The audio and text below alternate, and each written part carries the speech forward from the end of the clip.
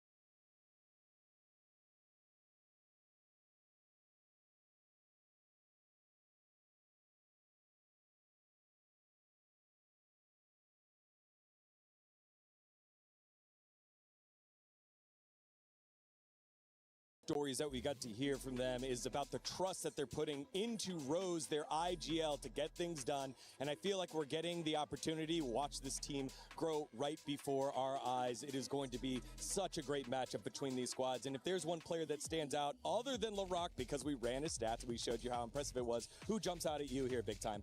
I mean, I think I definitely like Lovers Rock a lot. I think if there's one player that I think will be key to the success of BBL, it will be him. We see him a lot on that Neon, playing with the operator. There are a lot of incredibly strong oppers left in this tournament. For me, if he's able to find that consistency, that's how BBL unlock that next level and possibly contend for that title. That's actually crazy, because I was going to say the same thing. But for me, I also feel like so far this tournament, he's been fragging out, but not to the point that we've seen him previously. He's been struggling just a tiny bit. And so I'm kind of interested to see where they go with that. And his performance on KO2, on Breeze, has been phenomenal. They switched him over to Neon, so I want to see how it plays out. All right, well, BBL not only have their opponents in the server in the reigning title defenders and Team Heretics, they also have the super fans that are here. Let's send it on over to that piece with them. What's up, everybody? It's Puckett out here on the EWC floor, and I've found some Heretic super fans. These are global super fans who have all collected in Paris. Where are you from? I'm from New York, USA. I'm from Tijuana, Mexico. Shanghai, China. Hangzhou, China. From Colombia. And how did you all become Heretics fans? I want to start with you. Do you have a favorite player? Benji Fishy. What about you? Mini Boo, but he's left. Okay, he's gone. But the Heretics, of course, returning champions. Expectations this week. I think we're gonna smash all teams. And of course, we're going to see them take the stage. What's the final score today? They're playing a best of 3. I think it's gonna be a quick 2-0. 2-0. That is the claim from the Heretic Superfans. Time to get in the games. Thank you so much, Puckett. And you love the fact that fans are from all over the world for these squads. Despite being an EMEA team, the impact they feel is global. And speaking of global, standing by right now with us is one of the streamers formerly of Team Heretics, co-streaming live from the event. It's Mixwell. Mixwell, welcome, brother. How are things going over there? Thank you so much. It's looking incredible, to be honest. I wasn't expecting it to be so big. It's so huge, and I'm hyped because Team Heretics is playing first. Let's see what happens. Awesome. Well, I have a really easy question to start us off. You've obviously previously been a CS player. You've also been that Valorant player. Which tournament are you looking forward to watching most here at EWC? I'm looking forward to both, but I think I am looking forward to Valorant more, to be honest. Why, can I ask? Just because ex-teammates are playing with Heretics right now, so I'm cheering for them. And I want to see them compete and win if possible, for 2 years in a row. Yeah, I mean, that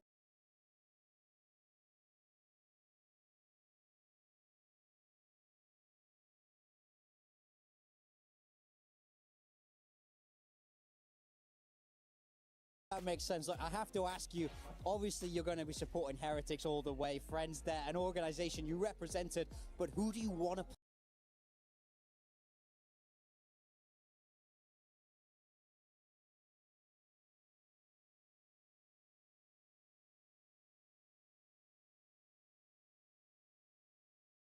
play in the final? If you that final matchup to lift that trophy there, who is it that you want on the other side?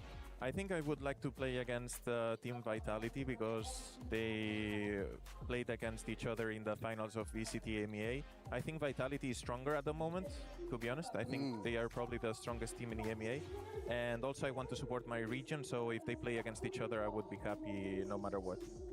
Mixwell, you have had success streaming, you've had success playing. Which one feels better? Is it the success on stage after a match, or how great your co-streaming career has been? It's 100% playing.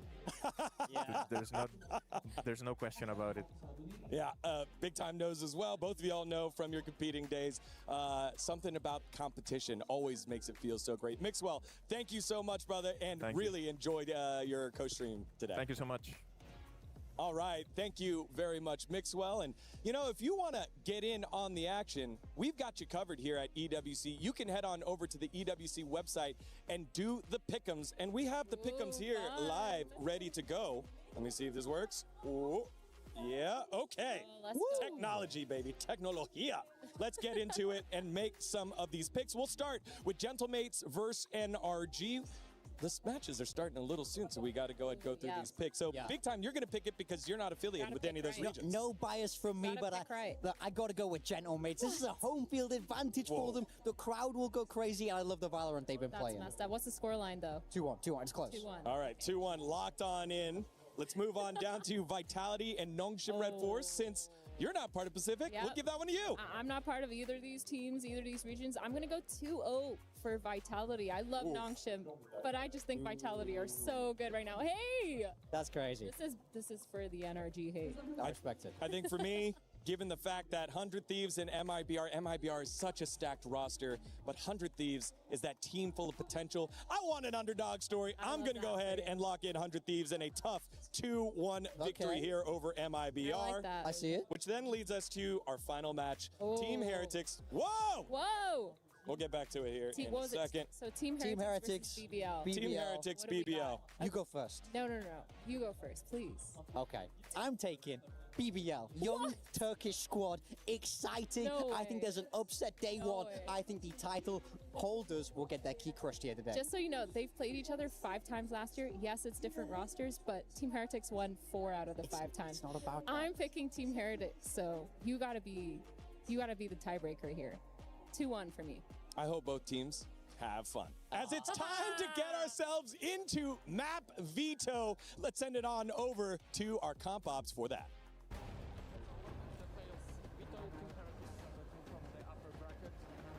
Will have the privilege to choose whether they want to be Team A or Team B. Team B. BBL is Team A, Team Heretics Team B. So you have the Okay. V-band fracture. Fracture. Band split. Band split.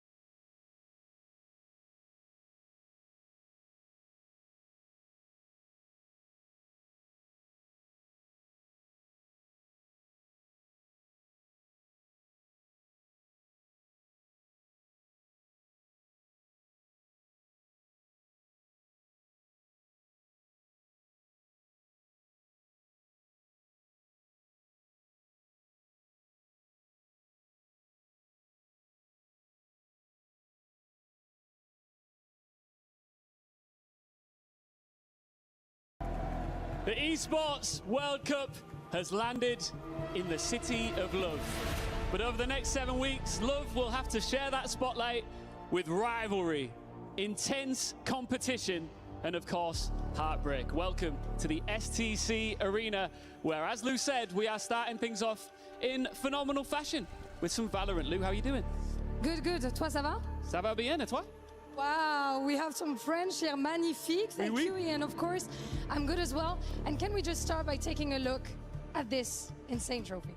I never get bored of seeing this beautiful piece of silverware. All of our 8 teams want to, of course, get their hands on it. And the lion's share of that humongous prize pool, $2 million up for grabs.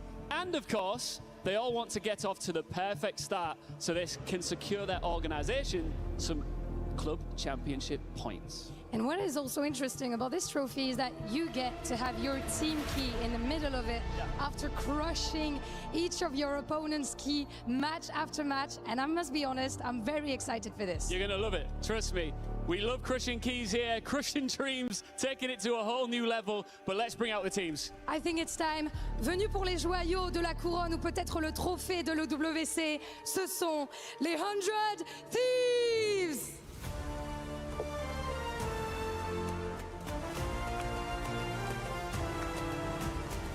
Notre première team sont des brigands venus d'Amérique.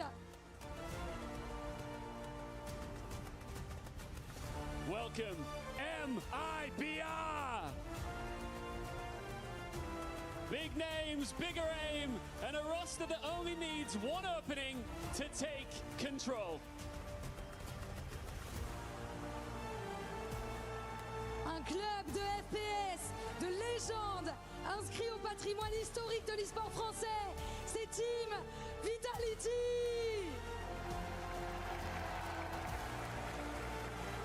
One of the best French orgs ever. Big reaction, as expected too. Let's now welcome Nongshim Red Force. Korea's last hope walks into the playoffs with proof, pride, and nothing to fear. Ramener la coupe à la maison sera leur slogan sur cette scène. Ils sont chez eux. Ce sont les Gentle Knights.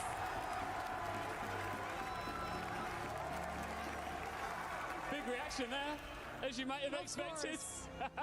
The crowd's favorites. Let's now welcome NRG.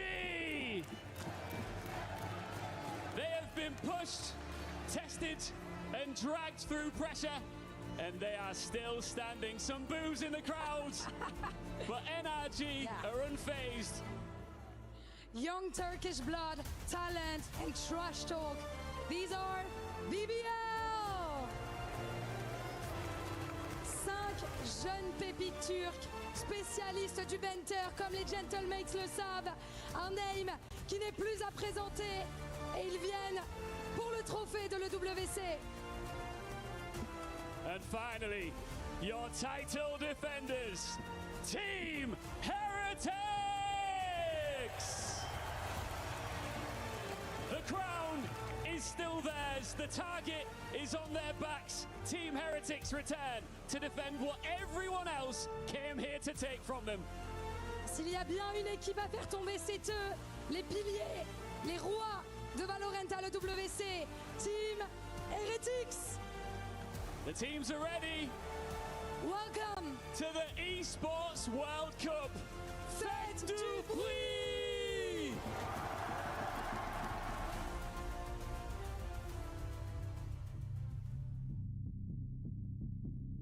I'm really excited. I honestly don't feel any pressure. I don't connect it that like we were the last champions and we're gonna play again. So I just play.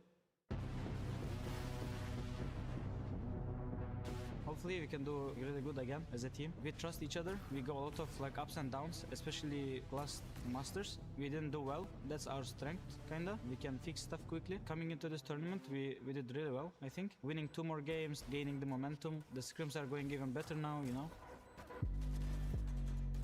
We're not gonna play like we get pressure, but yeah, I think we have pressure. It's gonna be a tough game against Heretics. We just need to focus on their default. Yeah, I think we learn a lot. We didn't play against crowd in here, but I think we get so much experience on first Masters. We'll see. I mean, I'm really confident, and I trust my teammates. I trust myself. I don't think there will be any game easy, and I think Larok is having an insane tournament. Honestly, it doesn't matter how good he is. We will not let him shine. You know, BBL. I want you to be scared of us.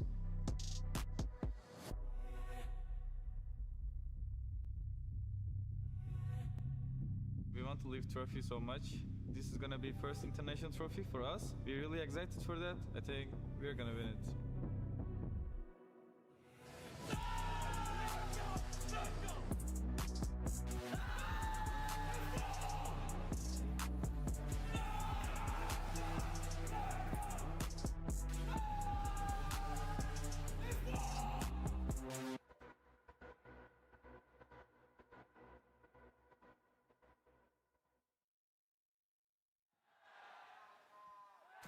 Here we go. A roaring French crowd behind us. We are ready. Just about to hop into the action. Heretics looking to defend their title as we kick off this single elimination playoff bracket. And their opponent, a very familiar one in BBL. Absolutely a regional rivalry to kick things off. Defending champions versus this young upstart Turkish team that has shown that they have tremendous amounts of firepower, a lot of trash talk that they're willing to throw across the stage, but they can back it up. They have been really good so far, and they're looking to get a little revenge for the last time that they faced Heretics in EMEA. Let's see if they're going to be able to do just that. Heard from Rienzo saying he wants them to be scared. He wants to strike fear into the hearts of these young bloods. I don't know if that's possible. I don't know if that's possible. This is the most confident team I've ever talked to behind the scenes. Very much so. And I know that they are also just chomping at the bit, trying to get themselves into a position to play against Gentlemates in front of this crowd, because BBL loves to play the villain. They want to be public enemy #1 here in Paris and take them down. I mean, you guys heard them on the walkouts. How many Mates fans are here, as well as for Vitality. This one, maybe a bit more neutral across the crowd as they come up here to the venue to enjoy some damn good Valorant. No doubt. I mean, it's going to be an awesome day today, especially if you're an EMEA fan. A lot of great teams going to be going at it. See if they can get a little bit further, because here in the playoffs at EWC, this first round, you only get one shot. That's it. No other recourse, no safety net. Lose here, you're out. Your run comes to its end.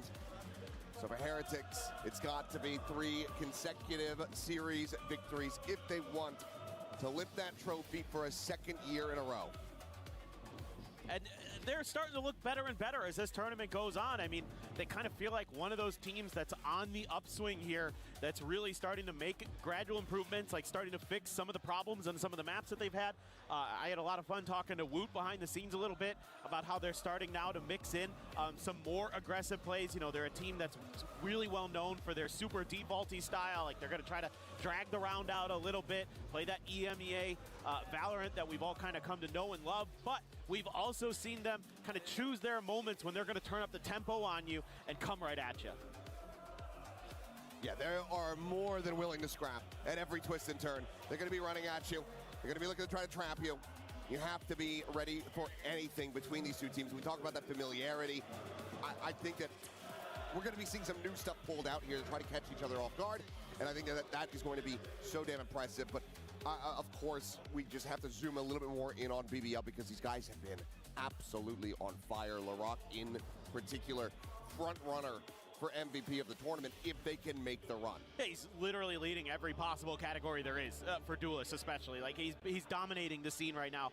And you know, normally, like when you talk to a player like Larok, you'd say he has irrational self-confidence, but that's not true. He has rational self-confidence because he's that good. He can back up the exuberance that he has. He loves to play. He loves to be the best. He wants to be the best, and he's out there proving it so far here at EWC 2026. So Breeze will be our first map as BBL elects to go there. Can't wait to see LaRock on that Jet, Lovers Rock on the Neon. So the double duelist combo going to be situated here for BBL. A little bit of a change up there on the other side with a Cypher instead of an Omen, and then a Phoenix instead of a Jet. So a little bit of a difference in the composition, assuming Kashmaris, yeah, he's going to lock in this Phoenix, I assume. But a little bit of a change between the two. I mean, yeah, very key differences here. Just that solo smoke with the Viper. That's something that we see all too often, especially on the map the size of Breeze. So, well, I mentioned that, but also, you know, a map where it's going to be playing Leon instead of Kashmaris. That's true. That's true. I mean, it feels like Kashmaris loves to get himself onto the Neon as often as he possibly can. That's very true. So it is a little bit odd to see the flip. Might be one of those maps where, because you're going to play the Phoenix, you feel a little more comfortable with him on that. He plays it on Haven, so maybe it's just a little bit more of a comfort thing. Bit surprised that we aren't seeing Wood on like the Jet here on Breeze, but I think, you know, BBL, I feel like they're targeting one of the weaker maps in the pool for Heretics to start. Maybe feels like, I don't know, I feel like BBL probably pretty confident with how this map veto went through. Get Breeze, you get Lotus, Sunset the Decider. I think that's very much in their wheelhouse. They've been playing a bunch of Lotus against EDG in particular, with some absolute madness occurring there, but it's a team that, again, gaining confidence, gaining some important reps on stage here, and they look like they're ready to rumble. I mean, taking a glance back, this is a 3-2 map in 2026 for Team Heretics, but it's been a lot of different compositions coming through as the meta has shifted around. Their initial bouts on it, dominant. 13-4, 13-4, 13-1. One of those teams that they took down was BBL. But then back-to-back losses versus Vitality. They were still running that solo Viper, but there was a bit of an alteration. You had the Chamber, you had the Sage into the mix, so it feels like there was ultimately a bit more control. So while you didn't have the smokes to go along with it, you did have stuff to slow things down and really dictate and get information around the map. Now, going to be a little bit more missing for them. Yeah, I agree.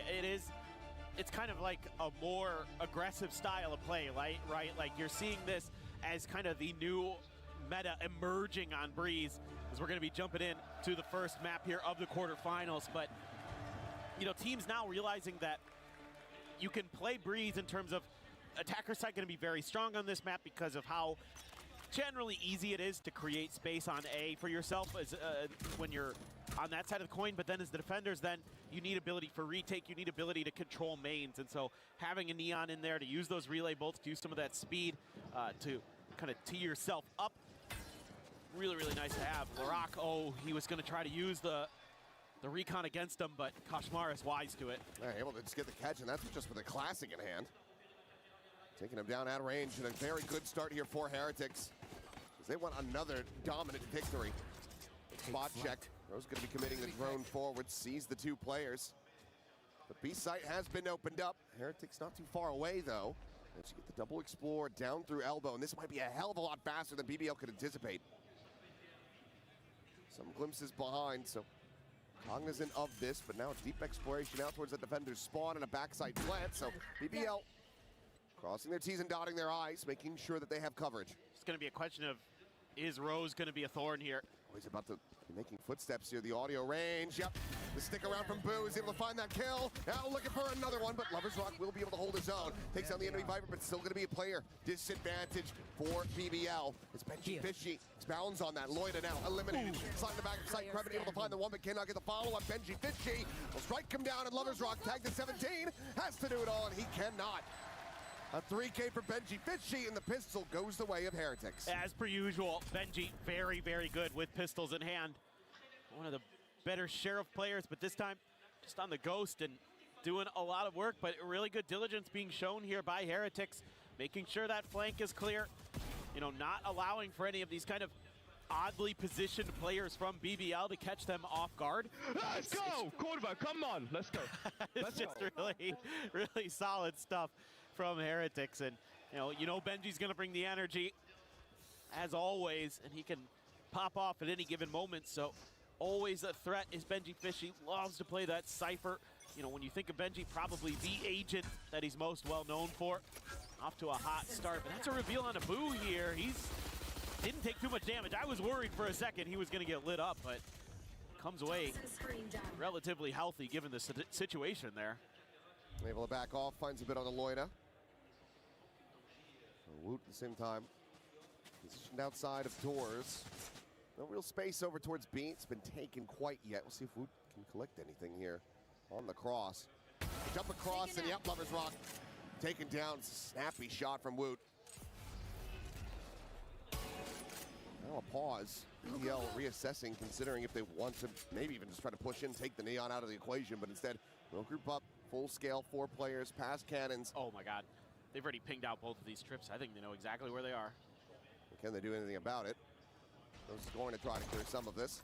Take flight. He missed. Yeah, camera down. Knock over to the side. But that hinge comes in while eyes are trained forward. The strike now comes through. Benji, however, still going to be planting his feet. He's going to be able to find the one, but weapons can now be recovered. 3v3. Suddenly BBL right back into this round. Could just tie up 1-1 off the rip, which would be catastrophic for Heretics. Loida trying to stay tucked in. Shot could end up going wide for him, so Woot, an easy cleanup. It's a low HP player now out of the equation, but a ring around the Rose even. Rose is not going to be fast enough on the draw. Woot turns back, finds the elimination, a double take from Brennan, and Woot will be able to clean it up, a 3K of his own to rescue the round. Yeah, this is some pretty good mid-rounding here from BBL.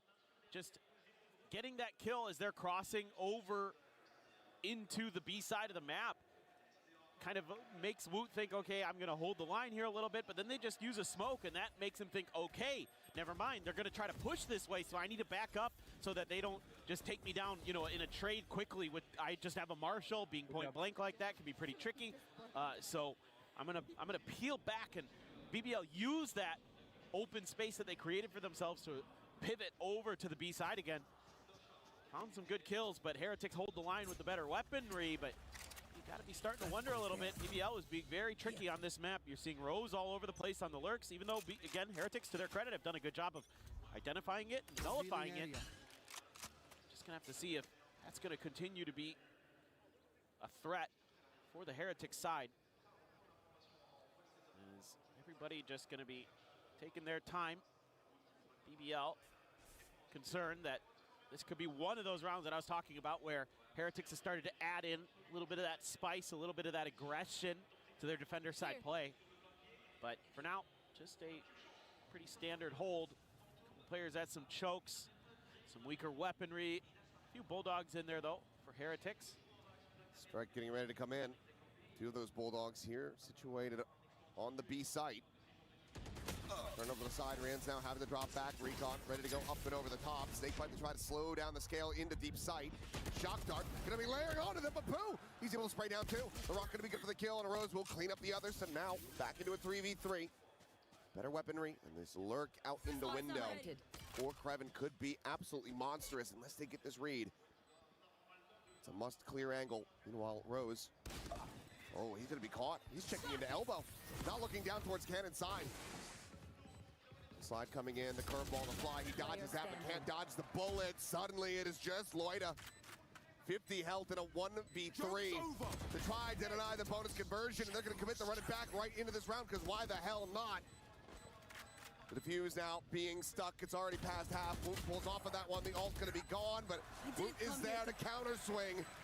Finds the shutdown, and Heretics kick things off 3-0. Love the way that the Heretics are working together with this one, especially the Phoenix and the Neon, using their util to clear their space. A little bit of a mistiming on the backside for BBL, and already starting to feel some pressure. Losing that bonus early on your map pick, that is definitely concerning, to say the least.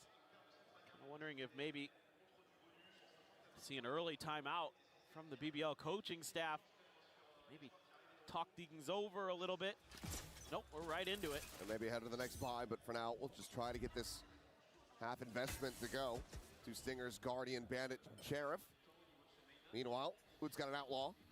And there's only 2 players with full armor here to try to survive through that. A pretty rough time as Lovers Rock going to be down off the rip. The Hunt Fury even being sent into this one by Rose, but it's only going to be a singular tag on Abu. The elimination eluding them for now. Bottom to one, but Woot is winning out the duel. To try to commit in for the plan. Kushmars will get caught on a timing there, forward into the smoke. Meanwhile, Woot getting turned around, but still, barrel stuffing with the Sheriff can clean it up. And Thrifty not to be found. Yeah, Heretics just really well disciplined. Able to kind of contain BBL. They aren't really ever able to break out towards the back of sight. The Outlaw there, always a good pickup against a eco buy. You know, that way in case they try.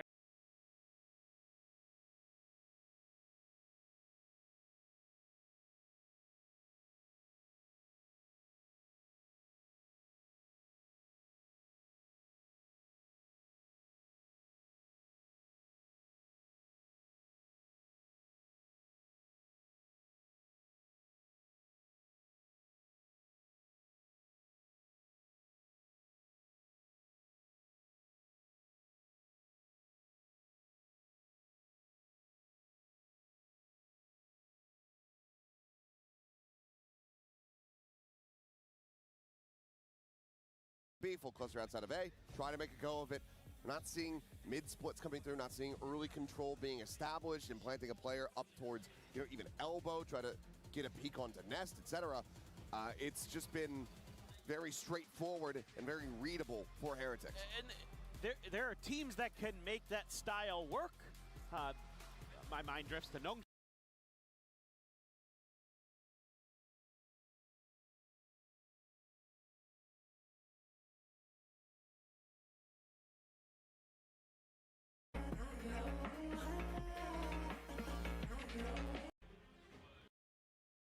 The eco was like, that was the one round where I saw some trickery, some confusing things being thrown into the mix with the utility and the ideas from BBL. But yet you're absolutely right, Achilles. We haven't really seen it's their way through this choke, but there's a lot ready here for them. Curveball in hand.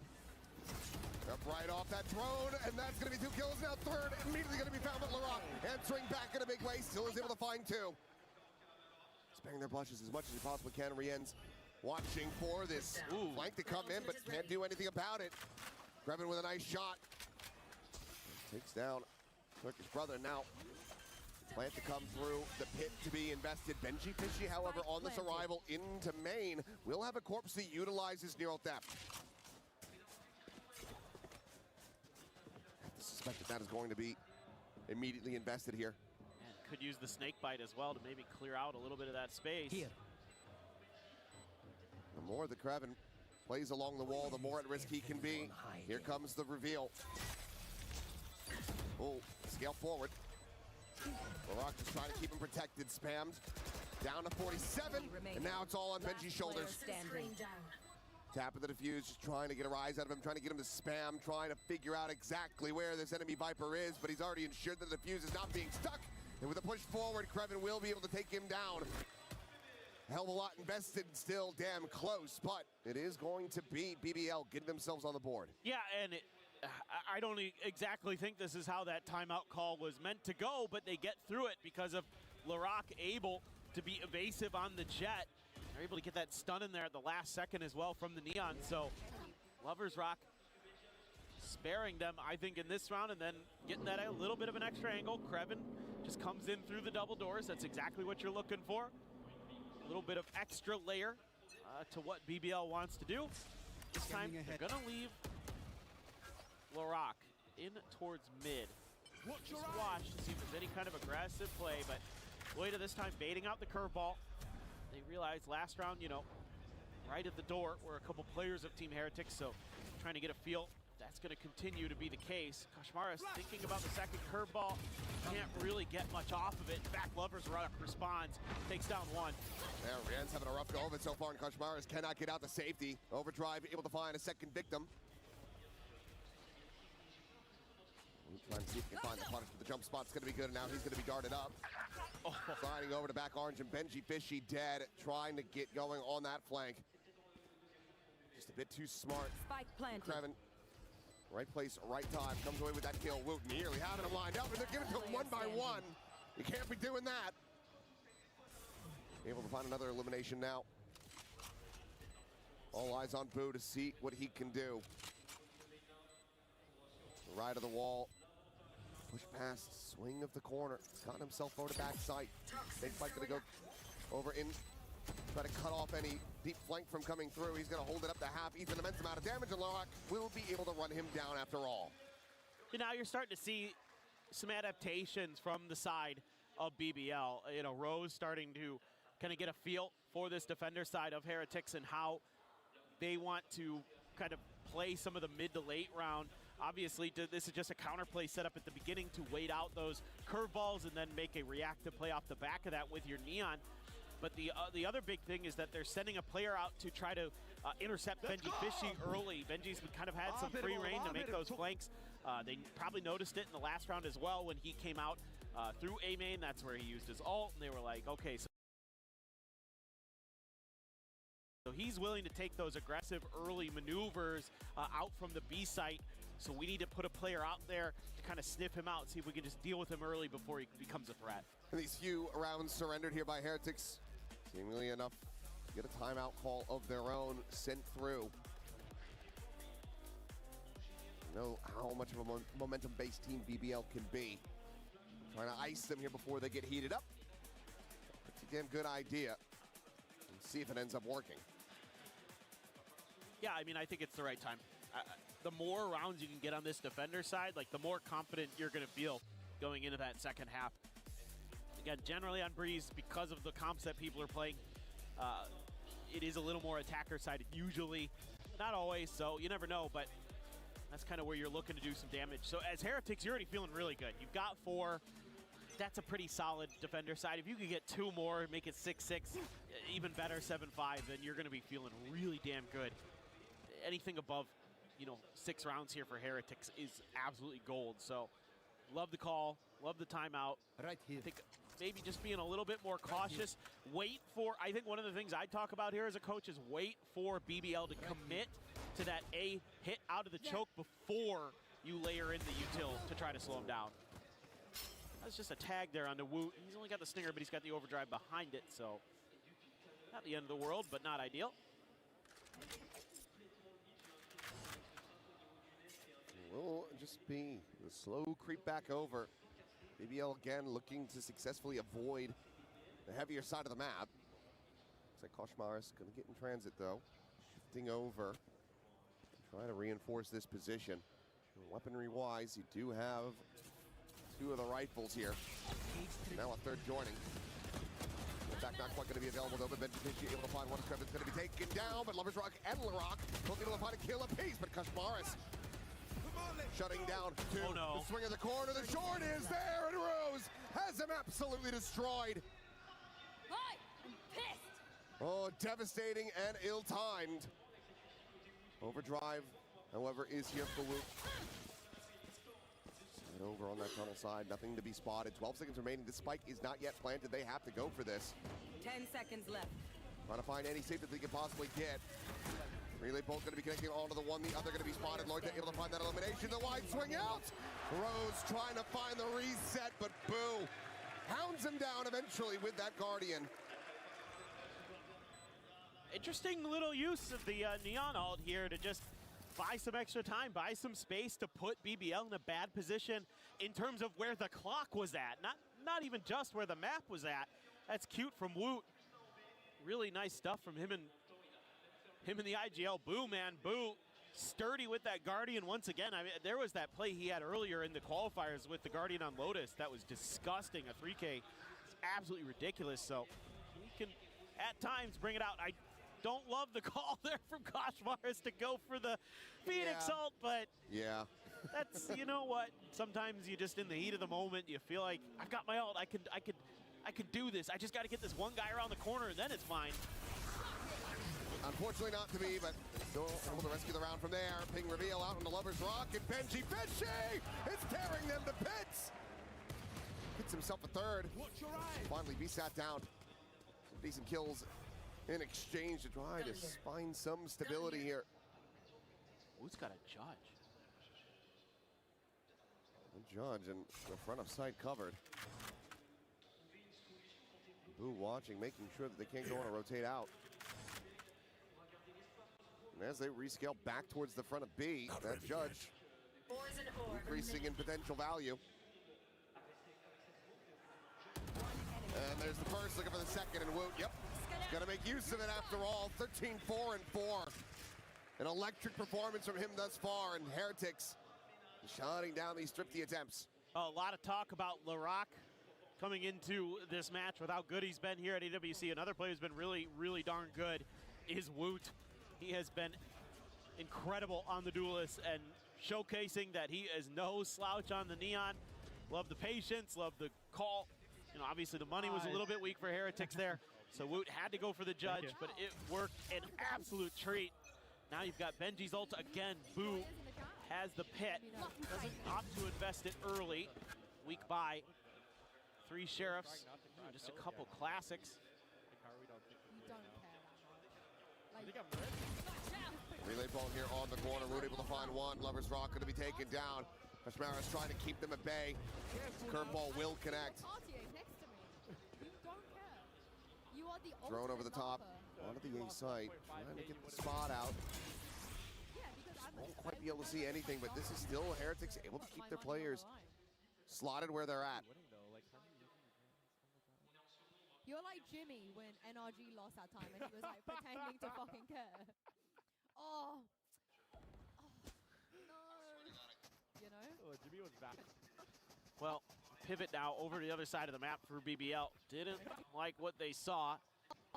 And they're going to try something a little bit different. Boo there. Deeply held position for Riens. 1 kill with that. Okay, well, what in the world is that, Boo? Just dome him through the smoke. Yeah, just no hope. Doesn't want to give them any inkling here. They might be able to get this round to go. Riens postured up on bridge. Finding another now. It's Kreven and Larock. Gonna 2v5, and it is a labored attempt to find that kill, and it's not going to come to fruition. Kreven will be able to put down Woot, but so much more necessary as Kashmara's will get finished off. This is just going to be a matter of time as Boo will be able to find him from the back. So another round going over to Heretics as they get this defuse, securing themselves a lead already 7-2. This is ridiculously good for Heretics. I mean, you have to be feeling sky high right now. It's just so many defenders rounds here. And obviously, yes, again, going up against an eco, but the fact that you've been able to put your opponents, you've been able to put BBL on the back foot so often already. And you can see that normal fire, that normal passion that you're going to get out of BBL has been smothered for now. But you never know with this team. There's always going to be that ember sitting in the fire pit, and they can stoke it at a moment's notice. But the concerning thing is, of course, is that you're going to have to apparently rip both timeouts. Yeah, both of them committed in this opening half. Never a good feeling. BBL can get his next several rounds to go, close out the half with 5. Perhaps there's a chance. Get the pistol from there, you're gonna feel like you're in a decent enough spot to, jumpstart that second half and still close out this map. But if you drop this one from here, I mean, granted, BBL in their own right, pretty good on Lotus, but yes, against Heretics. Right. I mean, it is a tough ask. You know, their Lotus has looked a little bit shaky at times with BBL, but they were able to kind of figure it out in their second go-around against EDG to really put together a much more solid performance than they had shown earlier. So they were able to learn from their mistakes against one team, but now going up against Heretics, yes, a team you have faced before, but Heretics look like they have really found their groove. Another ping there. He did not get punished.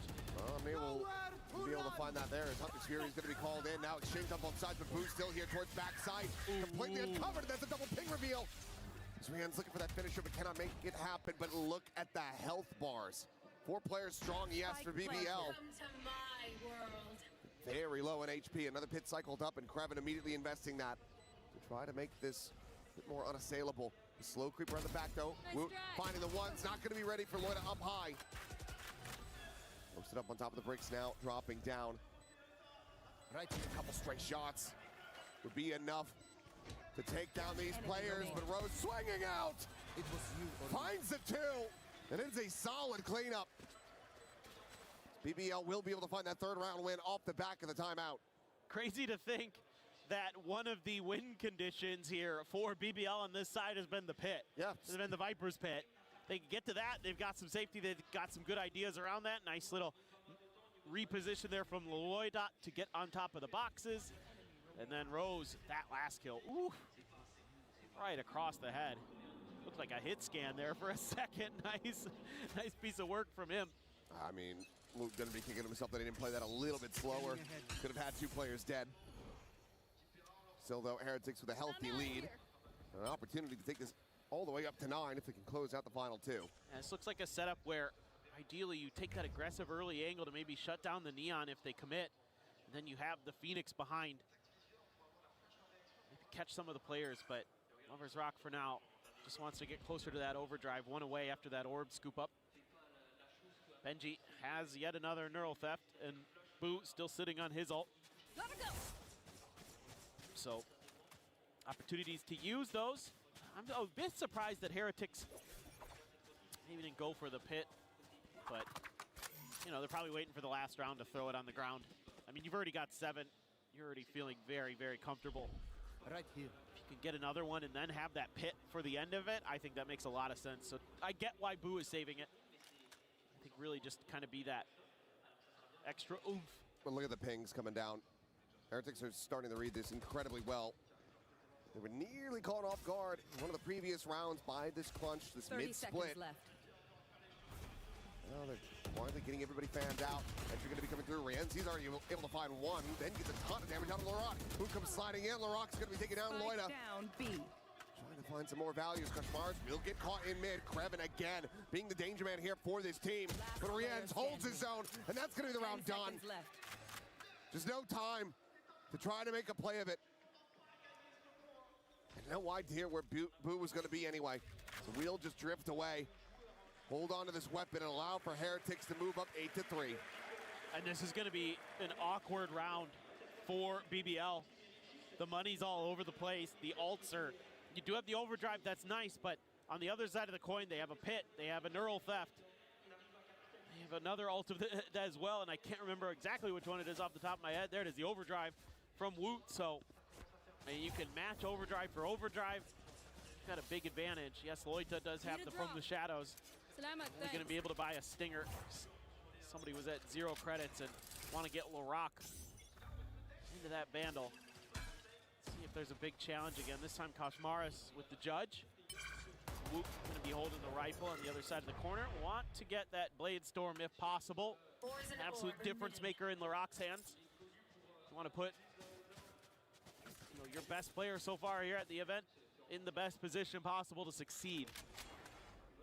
Absolutely reading the situation nicely. Kreven has been an absolute nightmare. That's kind of the one thing about Heretics defender side that I think has given them grief. Yeah. I'm out of here. I mean, talking about the pit, it seems like they're going to save this for a potential retake, but I'm very surprised to just not see that invested on one side of the map to try to usher BBL into a heavy stack from Heretics. Instead, they're just holding it for now. And it seems like BBL's just going to go for the same play, but this time there's not a third player in position. Woot's starting to make his move, work his way back over towards B, but then pumps the brakes for B for the moment. That's enough for Rienz to get taken down. Benji Fishy seeing the TP. Spot him to 1, and he can again.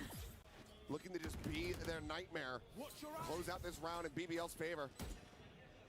Have been given some access over towards back site and back pillar, but it's just a matter of time now that Boo has been corralled, reads the first, and Laroc is bounding around the wall, shuts him down, and BBL will be able to find a 4th. It's a pleasure to be here. I love France, and it's my 2nd time. Let's see what happens this tournament. How are you feeling about Heretics? That was a strong start. They are dominating in every way, macro, micro, everything. I think they got this. I mean, they're going to have a crazy amount of confidence because they won last time around. How big of a statement would it be to do it again? I mean, it would be amazing. It would be the 2nd star on their jersey as well. That's a lot of aura. So let's see what happens. It's going to be tougher than last year, I feel like. Speaking of stars on jerseys, are you a football fan? I'm a football fan. You watching Spain? Do you think you got a chance? I think Spain has a chance, but I think France is the team to beat this. You're forgetting about another team, Mixwell, you know. Morocco? No. England. Yes, thank you. You know, the team that's probably going to win it. No, but listen, I hope you enjoy the rest of this event. We're going to be coming to talk to you all the time. Team Heretics all the way. Yes, Team Heretics all the way. They will win their second tournament and be the biggest EWC team in Valorant history. Cheers, Mixwell. Enjoy your time. Thank you. Back to the studio. Thank you very much, Ian, as yes, we welcome you back into the studio. I don't know if it's coming home, but coming onto the desk alongside with us is Kakuka. Welcome back, Kakuka. How you doing, darling? Yeah, the moment that Heretics starts winning the way that they are, they call me in. So I am having a great time. It's good to see Mixwell here. Good to hear his words. Actually, I thought that the team that he didn't mention was Argentina, and some way they will cheat their way to the final. Whoa! I don't know. I mean, I like the fact that he named everyone except England. Yeah, I mean, that's crazy from Mixwell. We all know England are bringing it home, but that's a separate discussion. Yo, Bellingham Haaland has nothing on Wood versus LaRock this match, because Wood is giving absolutely everything. I subscribe what Mixwell said, micro and macro, the way that they're changing the Viper walls. We've had so many talks about how to defend A every single time that we see Breeze. Yeah, I mean, I was kind of disappointed in BBL here. I felt like they're going B far too many times, and they're finding themselves in the claws of Woot here. He is dominating this server at the half here, putting up crazy numbers, so it's going to be tough as that side swaps and the Neon gets rolling once again. We were wondering for how long can players keep up with this form. There's always a moment in a tournament where you peak. How long can you stretch that moment for? For Wood, it looks like for the entirety of it. There is a reason why he was the MVP of 2025, and it looks like he wants to go 2 for 2. 16 and 8 for Woot here. LaRock 7 and 10 to kick things off. It is the battle of our MVPs, but it is just the first half. What is one change that you want to see here for BBL? Well, BBL now, they'll be moving on to that defensive half, so it's all about understanding A. It's all about understanding how you're going to be able to retake A with your comp. We see that a lot, but I need to see them be aggressive. I need to see them fight forward and get their big stars into the game. Yes, we teed up this head-to-head, but LaRock has been much slower than Wood so far. I think that for me, it has to do with the versatility. We expect a BBL on the defense that is going to be aggressive, that is going to look for those duels. Heretics will expect that too. We saw all the brawls there in A made time after time. I think that Kashmaras is doing so much better now. I really think that those vote reviews and whatnot are bringing it a lot of confidence to Team Heretics. All right, we'll see what happens here in the second half. 8-4 for Team Heretics. Will BBL come back here on map number 1? Let's find out as we send it back on over to Achilleos and Paper Thin. Now back in we go. Let's see if they are going to be able to run this back into their favor, or if it's just going to be Heretics continuing with the dominance. 8-4. That massive start, converting the bonus and then some on top. BBL doing what they could just to get these few rounds. Yeah, it's been a rough go of it. There's a lot of things for the Heretics. Some really good play from Woot, obviously. Boo having some pretty nice moments. Benji Fishy, a couple big rounds where he's able to hold the line, get big 3Ks, going all the way back to the pistol. Kashmaras, really nice flashes. Like, he's leading with assists right now. I will say that. He may not be fragging. He may have made a weird choice with the running back one time, but he's had some really impactful flashes, and that's the benefit of having a Phoenix on this map. And Lovers Rock is in trouble, and he gets out of there. Yeah, it's a little bit of a, like an inverse gnome ship. Instead of the Neon putting their life on the line, it's the Phoenix just saying, okay, I'll be the tank. You go in, and you profit from all that distraction. Kashmar's still going to be able to find one with that classic hit again, but now Krebin arriving out at Nest. Cleans up the one. Kashmar's will fall, and it's Benji and Boo. A 2v4. Try to see if they can rescue this, and the spike has been stranded. Poison orb emitting. Boo needing some assistance, but he's unable to find the first. Now that it's just Benji. Trying to stay dialed in on this angle. Collects A head, will be able to get that first little burst towards the neural depth, but BBL, they find the pistol that they so desperately needed. Yeah, it's a nice little catch here. BBL has their pieces in place to sort of use the Neon as a bit of a bait to lure Heretics into a trap, They get him caught with some of that early util. Lovers Rock goes diving back into B like he's panicked, like he's in trouble. Turns out there's a few other players around there for BBL. And it catches Heretics completely off guard. So nice workup of the map for them to start. Getting that defender side pistol, much needed here for them to keep it competitive. And as you expect, you want to funnel those orbs into Kashmaris' hand. Tag is going to go in. Meanwhile, Benji trying to find his kill. Can't quite make it happen, but Rien's counter spamming with the classic. Will be able to find it. Swoop in though, Rose. Finding Benji fishy. Maybe a moment of opportunity for Boo, but oh, it ends up being quite whippy. Spike down A. Kashmaris now grabbing the spike. Lance will put him one charge away, so guaranteed to get the ult online. Maybe even find some additional damage. Has that Marshall picked up. Trying to play this quietly. It seems like he wasn't spotted, working his way into center pyramids, but Larocque will check back. 3 players to stay alive. A bit of damage dealt here, but not too bad for BBL overall. This could have gone a lot worse for BBL, to be honest. If Boo peaks a little bit sooner there, he probably has Rose dead to rights. I mean, there was a moment where he wasn't even considering that there'd be another player in that door after he killed Benji. He's like, oh, I killed the Cypher, Lurker dead. Actually, there's a Viper on that team too, so could have been really, really bad news. And let's see what they want to do with their first buy up. Keep a couple Bulldogs there. Guardian, Marshall for Lover's Rock. Just a share for Loita. Standing ahead. Again, all about trying to create some intrigue across the map, but Poison's off. that's a lot of early confirmation here. You know, the fact that your recon getting cleared like that leads you to believe that B was stacked, and Team Heretic's going to try to shift in the other direction. Meanwhile, BBL just going to say, well, if they are there, let's push a little bit forward. Let's take some space. See if we can catch them off guard. But Loita all on his own. Doesn't want to explore down into elbow because the camera's there. Would have heard that toggle, but instead the exec just comes through onto the A side. Heretics finding this widely unoccupied, but okay, yep. Had the ult, so ultimately not too bad. Shock Dart's now ready to fly. And how is Rose getting away with that one? Down. Shock Dart cleans up Rien's, casually turns to the side, finds Boo in vain. And suddenly, bonus conversion for BBL is very much on the table. Boot and Kashmaris to try to make a go of it, but Larocque lurking behind the box, and BBL have pulled it off. What in the world happened here? Incredible stuff for BBL. Rose, that shock dart. I don't know if the Viper, snake bite got involved there, if there was some vulnerability issues. Right there. Insane, down to 5 HP. Yeah, bite got him as well. Yep. Makes sense. Incredible coordination from BBL, and all of a sudden, we've got a real game on. They're only 1 round down. Heretics going to be kicking themselves if this is away from them.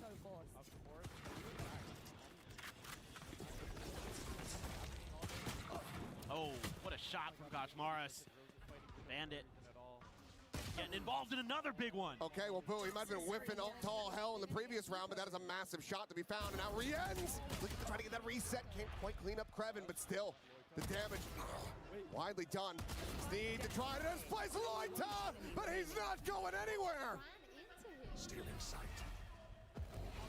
Watch them run. TP's out to safety. Benji now all alone trying to assess where in the world he could have gone.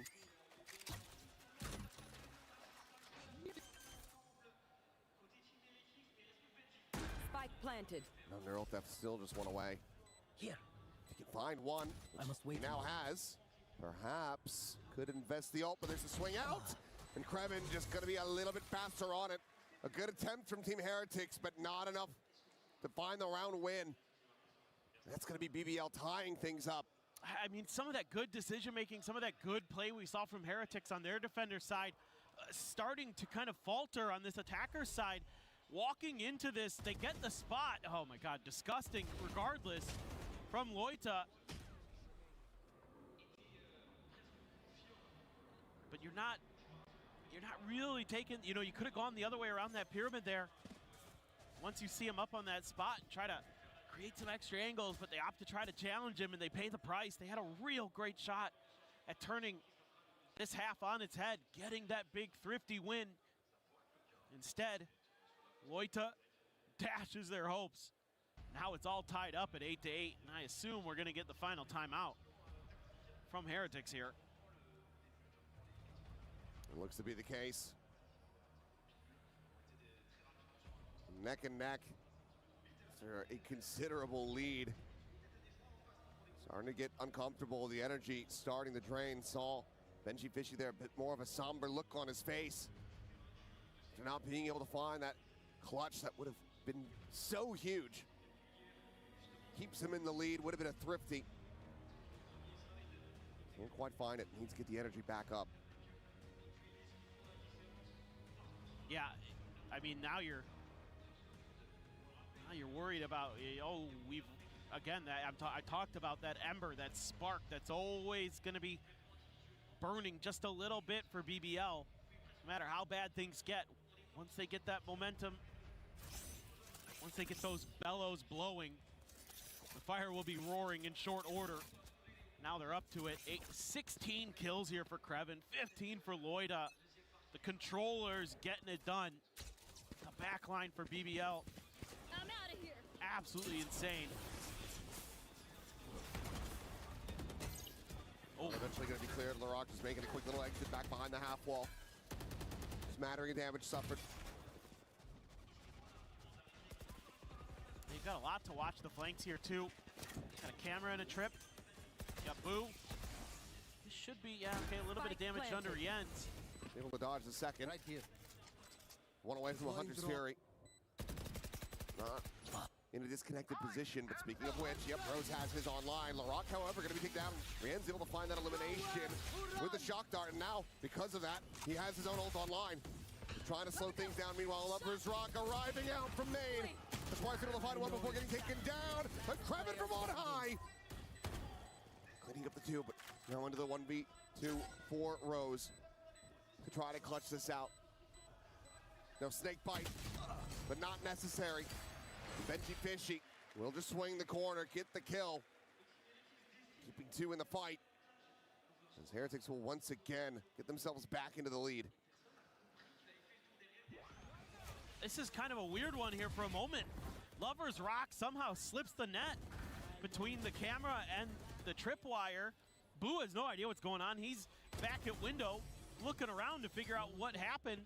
And in the meantime, Lovers Rock had snuck in and almost completely destroyed the round. But Heretics just barely able there. With those deep crossfire setups, able to hold on, but it was a lot closer than they would have liked. Take flight. Especially given their economic situation. Dropping those extra guns, really painful. Ooh. Dead, but the trade is in, and Laroc pushed out into the open by that snake bite. Can only find a bit of damage, but the heal is going to go through as Kushmar puts that Molly right at his feet. Now the run it back going to be popped. Sprinting forward, trying to find this Viper, but catch a glimpse, but cannot find the shot. But this pit doesn't cover the spike plant at all. They still have to scale out of this. Meanwhile, Paranoia does have them ushered away. Poison Orb drawn up. Shock going to be lobbed in, the spray and pray. Loita going to be taken down, the diffuser going to be interrupted as all of them are just so very low. Rosicade down to one, Kushmar is sprinting right past him. But what a clutch this would be. But with 3 health, this should be impossible. Benji dead. Recon forward, the tap. Trying to bait him out. He's got a recon in reply. The defuse is held to half. But he just does not have the time. What an effort, what an attempt from Rose. But he has to walk away empty-handed. The round is Heretics, as they will move up 10-8. Yeah, well, Rose is a berserker, man. The lower his health gets, the better he is. The more damage he's dealing. It is absolutely crazy what he's able to do on such little health. Like the confidence he has to just keep going for it. And he's so crisp. I know he's not consistent, but man, he has been lighting it up. Nice! But a huge round for Heretics again. And now you're on to scuffed by for BBL. Couple rifles in there. Judge for Lovers Rock. been a couple shares for Loita and Kreven. And I wonder, how much Heretics is going to try to dip into this B well. But they were selling a little bit of a fake there early, using that Sova util to keep that extra player locked in place. So it's just a matter of getting past this judge. Flash connects. Oh, and he's spammed ahead. Now they know exactly where he's at as the wall will fall. So two shell, Lovers Rock. Overdrive in hand, it's a clean shot from Loita, but he loses his vision. Loses his life. The Rock just trying to dance around that overdrive, but Woot dialed in, exploring all the way the back site. Spike planted. Last player standing. Spike now in play. Woot with a third, potentially for the fourth, if he can just find Kreven. Tucked away on that ramp. Finding out to the open, the jump peak, the spot. Gonna have to be similar scenes that we got from Rose. Man. Here's the first. Ooh, ready to counter swing, but the time just should not be there. It is not. And Benji in pole position. Ends up shutting him down, and suddenly, after a fantastic start, exactly what they needed in this half for BBL, running 4 rounds consecutively, this is once again starting to get out of their grasp. Yeah, it's starting to get a little bit worrisome. Team Heretics now able to just take a pretty simple idea on a timeout and go a couple rounds to B. Use that conditioning now against BBL. All you have to do is send a little bit of Sova util. Keep that extra player locked over there. And then you've already got 2 players set up close to A main to kind of lead the charge. Here, they're just gonna try to go for the 3-2 split. Hunter's Fury out aggressively. 3 ends looking for a target. Again, Lovers Rock playing forward, gets some damage, but cannot get that kill. Tucks back. More damage going to be exchanged. The overdrive going to be in play. But Benji Fishy, he's able to find 2. Laroc only going to be good for the 1 before dying and losing the knives. The volley of kills in reply, however, from BBL. Looking strong, looking good, but re-ends. A clutch machine when he needs to be, and this is one of those moments. Double scale forward on the left-hand side. One of the players low. Grab Finn to try to lead it, and considers going for that drone. Gets into that 1v1, but just cannot win it out. BBL rallying back, but still down by 2. Yeah, it took a lot of ults here, though, for BBL. They had to use the Blade Storm and the Overdrive in this round to make sure that this fast hit from Heretics wasn't going to get the win, and it almost did. It came really damn close. It's Rose again. Him and Kreven and Loita absolutely going crazy right now. And Rienz, yeah, almost had it. He had a real shot. Able to get that first kill, but the quick trade. Good attempt. Lovers Rock now with the operator. I think that's the first one we've seen on this map. Yeah. He's going to be back pyramid. Benji Fishy not going to find the timing there.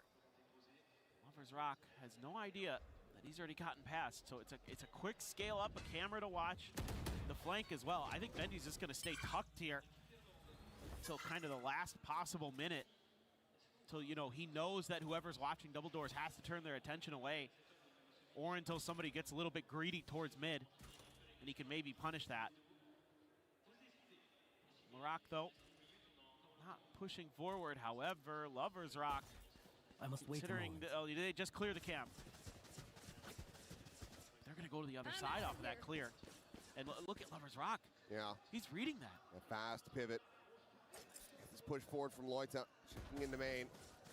Because it's not going to be a full mid-crunch. Would be playing splits, but now look at this. The counter rotate back.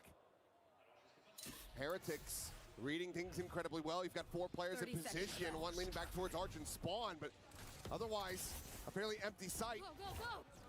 This late toxic screen too. Very nice. Shots ringing out, some presence known. Quick pivot, so BBL, they want to try to get a flood retake going as Hunter's Fury will try to prevent them from going for the plan. Benji Fishy, however, he's able to find 2 off screen, who will get taken down. Rose able to clean him up with that Hunter's Fury as we now go into a 3v3. Reveal in his dying breath from Benji, giving them the neural, giving them the information to try to get this round over the line and get up to map point. Wall raised, they push through it. Lovers Rock able to find one, Krevin with another. And Koshmaris has to do it all, but he's a little bit late on the draw. Krevin again has them outdone. As it's another round going over to BBL. Now just down by one, the up carried over. This is a tricky little setup, but because they have that Hunter's Fury and the time is so low here for Heretics, it means that BBL can press and catch them a little bit off guard. Benji does what he can to thwart the advances. And a little bit of a kiss to the other side of the stage. Thank you, thank you. Krevin is just disgusting here. 22 and 11. I think it was to his teammates. Maybe that too. Playing off them. Little bro moment. I thought he was just taunting. I just assumed with BBL. They've been a little bit quieter in that regard, but LaRock absolutely demolishes them! A blink and you miss it round. Flawless from BBL. They tie it up. Oh boy. This is amazing work from them. Just that individual firepower that you know this team possesses comes through. Snakebite at the door too, and Heretics decides, well, we got to make a go for it. And it ain't going well. What a read. That's got Rose on his feet. IGL knows that he had that round sniffed out well ahead of time. Team Heretics have allowed it to get tied again, 11 to 11. Koshmaris and Boo both have their ults. Mention gonna be pop as back comes in, and Wood is able to find one. Lloyd eliminated. Lovers Rock, a tag on a Koshmaris. Cannot flex him out. He's trying to get that molly at the back of Orange, but the ult ends up expiring a little bit earlier. Still will have that in the back pocket, but now throw it over the top. The Rock noted. The pit in play. Shots are from Rienz. He'll land at Rose's feet as well. Elimination found. Rock needs to start putting up numbers. Woot will get taken down, but time is still bleeding away a bit. BBL have to start pushing forward. The spike is not within the pit, so they can get some access to it. But Hunter's Fury now going to be layered in from Rienz. And that should be curtains on the round. Benji looking for a little bit more. Plays in Rienz to find that elimination. Lovers Rock, one on to Boo. Given the money, still could be rough here for Team Heretics, but they will find the round win to move up to 12. Map point is theirs, but BBL, cash aplenty, can absolutely send this into OT. No doubt, and the good news here is BBL is they had to expend so many ults here. It's 3 that get invested in this round. It's the run it back, it's the pit, it's the Hunter's Fury. And yes, it does go Heretics' way, and it always feels a little uncomfortable with how fired up this BBL team is now. Nice ping out there to get that final kill with the Hunter's Fury as well. Diving out of the pit to get the spot onto the player. And it's going to be the pit for Krevin. He's not going to invest it early either. Hanging on to it. A 2-1 situation. A little bit scary there. Some flashes exchanged. This looks like a fake. I mean, the bench is going to keep scaling. I mean, it shouldn't be that confusing or obscured. Yeah, no, for sure. They know exactly where he is now. Yeah, the cage was up so far. Now he has to play forward into LaRock, and he's going to win the fight. Clean one tap. Rose going to be hot on his heels. Meanwhile, Lovers Rock pushing forward, catching Koshmaris, drags it across, finds the headshot. Benji now dead. And this just feels like an overcook from Team Heretics. Yes. This is too tricky. Just too many layers to it, and you can't capitalize off of what Benji's doing. Nobody's in a position to quick scale into A. Spike planted. On top of that, BBL's pushing space when you're not ready. Quick check of the TP, now you know. There's the approach to the back. Wood able to trade it out. Rienz getting them now into a 2v2, but he's down to 5 health. Player standing. So Wood would have to do it all to try to bring this to its conclusion. The paranoia, the recon, neither going to be connecting.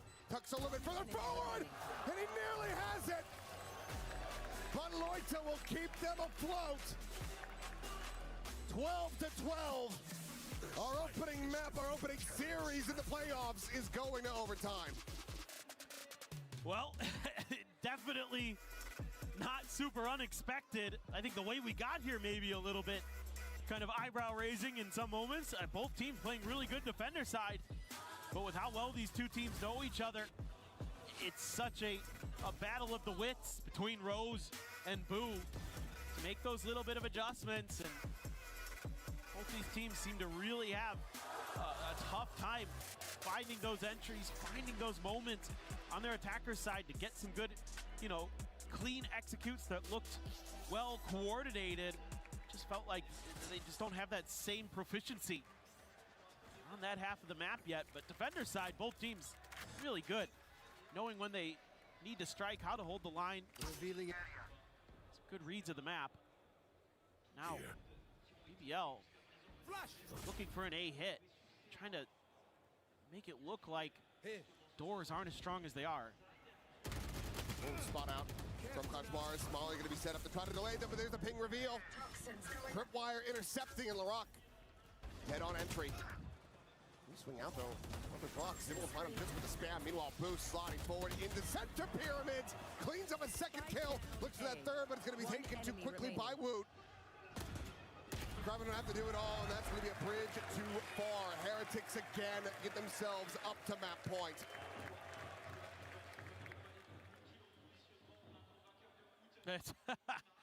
I mean, I like the idea here from BBL. We kind of criticized them a little bit earlier that they weren't trying kind of different stuff. This is very different. It's very unusual, but somehow Benji Fishy, who's been mostly putting all of his util on the other half of the map, he's like, I'm going to throw a trip right outside of this double door, and it's a great kill trip. It completely nullifies Laroc's entry, gets him stuck in a position where Kashmaris just has an easy freebie. Last cannon attack off for Woot.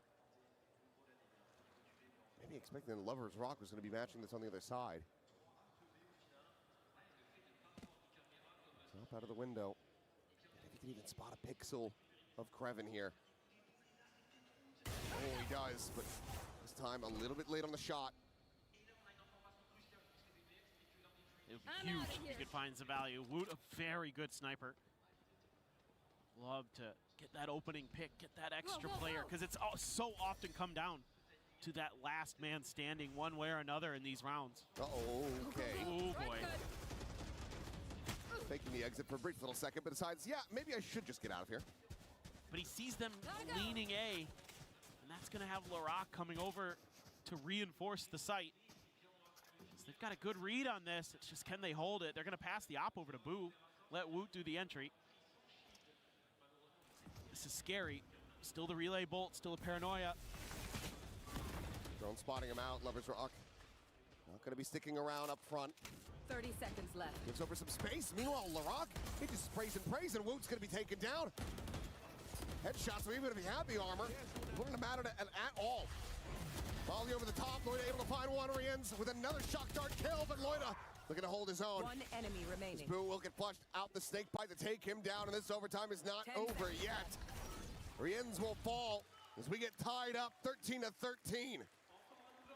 Yeah, again, it's very slow and readable. I think as Heretics, when you decide to hit A, it's just got to be a lot more explosive. You've got to be willing to take risks to clear some of that space. And it can be tough for sure. Your opponents really have a good idea of what you're doing and when you're doing it. And they're hitting some nice shots, Laroc in particular, those last couple of rounds, and then coming into this one, he's been able to just tap somebody who's at the door. Just deny entry. See, timeout being taken. Have to discuss a little bit. Try to, as BBL, get that attacker side win.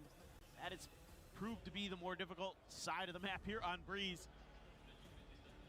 Sometimes it just be that way.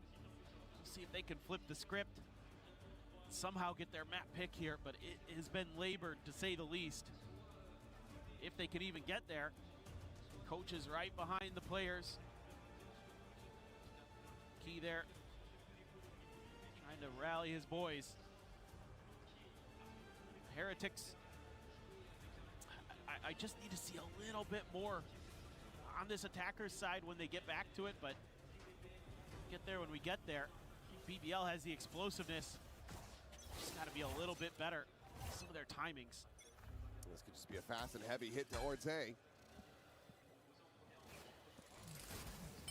Set up on the wall. Paranoia going to be sent out as well very early. Real space going to be gained. Meanwhile, Krevin all the way forward through elbow. Let's see if he can hear anything at all. There's nothing or no one that could stop him from scaling into B. Take flight. Right here. Check over the opposite side. Know that the entry onto the side is going to be clear, but boo. Oh, just finding a very lucky one through that wall. LaRock now dead. Stun is out though. Blue going to be isolated, picked apart. Lloyd able to find that elimination, finds himself a second as Woot will get taken down as well, and suddenly they're right back into this. Looking for the backstab, and Krevin now arrives.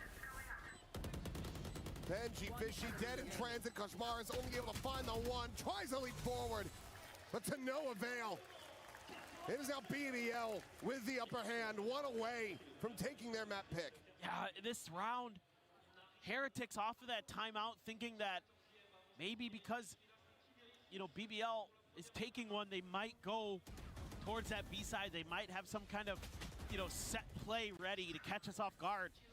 And so they shift their strong side away, and they never really get a good read on this. Even when all that util sent early, they kind of think, well, maybe that's just a fake. And then Krevin again, using that space that he's given for free so well. Nobody on Heretics had any clue he had tucked in that far up on the map. Going up. They're ready to try to counteract this. Push forward past the Blaze Wall, but nothing to be found. Well, this is all just a play for a pick from Heretics. The spike is still sitting back in spawn, so they weren't even really going to try to scale into B. Just keeping BBL a little bit honest with that mid space, making sure that it's, at least for now, somewhat under their control, gives them a little bit more breathing room. And if they were to pivot towards A, they had opened up a lot of space over on the pyramid side, but again, BBL trying to read that this is going to be a mid re-hit that's thwarted if there was any thoughts about it from Heretics. 3 players on this side. This is all a big fake. You have so much that you're going to try to use to sell this. Paranoia, hold them back for now. Molly clearing out a forward angle. So far, all of BBL still believing in this, but now realizing Koshmaris, he's going to sprint through shop door, taps that one. Maybe slows him down a little bit on the entry. Meanwhile, Rienz is going to be able to find LaRock, but Krevin sliding around the back of the wall, jumps up and will end up getting taken down. Koshmaris able to find the kill. The plan now in play. A 2v3 as BBL try to bring this map to an end. And Heretics try to extend this for a little bit more. Swing it back pillar, and Woot has Lloyd dead to rights. None the wiser, nor is Lover's Rock. 14 of 14. We keep going. I like this. I like this because BBL hasn't really been biting on the fakes that you've been trying to sell with just like Rienz or just one player. So they add that extra layer in with the Phoenix, and that forces BBL to have to respect it. Opens up that space. Now that being said, you're going into Krevin's site, and that is scary the way he's been playing so far. He's only able to get one before he's dealt with, but for a moment there, it looks like even though it's good macro from Heretics, they might lose the round anyway, but they hang on. Loita, a lot of force here, stacked up in front of B. Benji Fishy, a deeper trip right towards the front of those stairs. Gets the first kill. And Boo finds LaRock as well.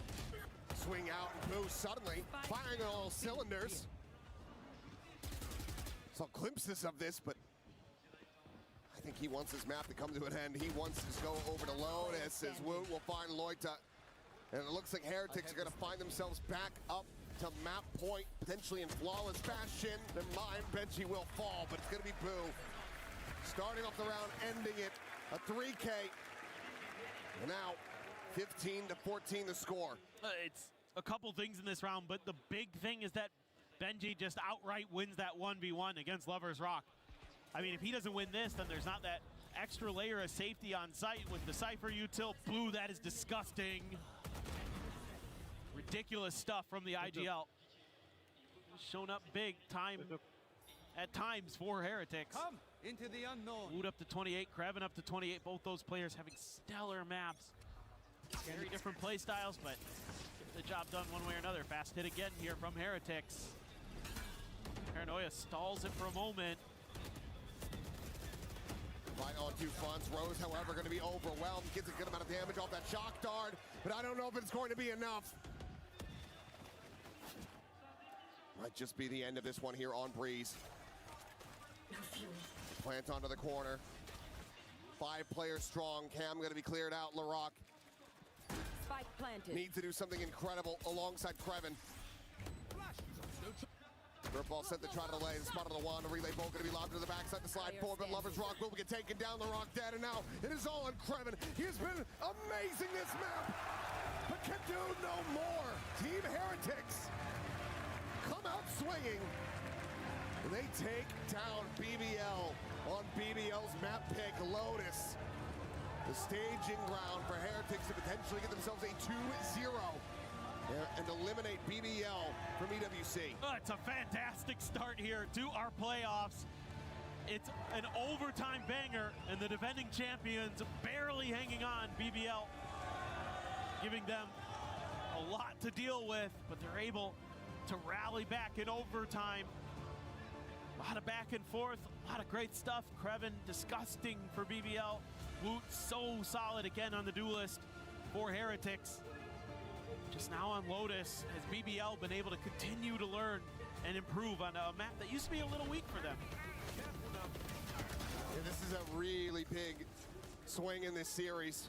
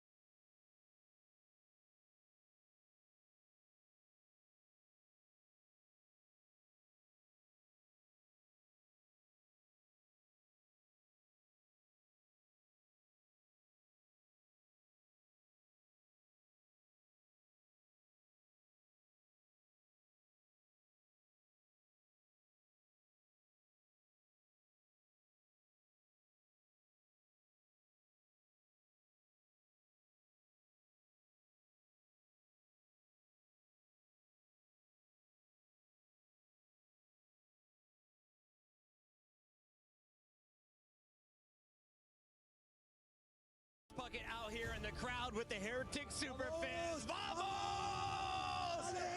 I ran into Ari from New York City. Ari, such a close game. We went to triple overtime. Who are you most excited to watch tonight?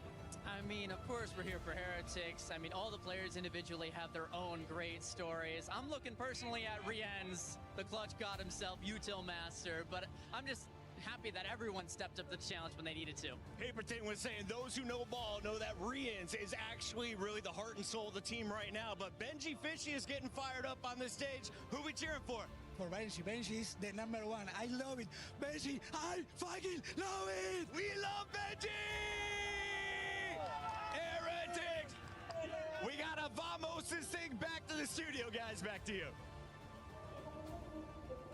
Thank you very much, Puckett. It is Team Heretics pulling it out in overtime. That was a fantastic way to kick off our playoffs here at EWC 2026 Valorant. Degon here alongside Kukuka and Big Time. What a win here for Team Heretics on not their map pick. Yeah, complicated one as well. We see a change in composition, a composition that previously had worked so well for them with the Sage and whatnot. They were a surprise in EMEA, but most of the teams have come in with changes, have come in adapting to what the rest of the year is going to look like, and Heretics was going to be no different. Yeah, I mean, I gotta say, credit to BBL. They did make it close, clawing it back, taking it all the way to OT. Kreven, I thought, was unbelievable. The rest of the team stepping up there, but ultimately not enough. This is a squad that we see go to overtime consistently and kind of keep losing it.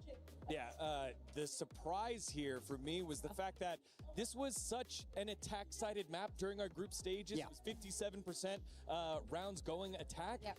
And here it was 8-4, 8-4 defense. It was just like, wow, a complete different change from our expectations. But it's still such an interesting fact that you are bringing that up, because when you think about Team Heretics composition, having the Phoenix, we saw Kushmaras just gathering orbs across the map and trying to get that ultimate. Getting the spike down was definitely #1 task for the side of Heretics. But we found a BBL that was so ready to just wait until it was time for the retake. They knew that they will have to fight fire with fire if that was the beginning of each of their rounds, and they were not down to do that. They would rather wait much more. As you say, in Kreven, I think that Lover's Rock had a couple of rounds where he got in their heads as well. Very well played. Definitely deserved a minimum the overtime. I think when you speak about those strong defensive halves, for me, guys, why are we going B?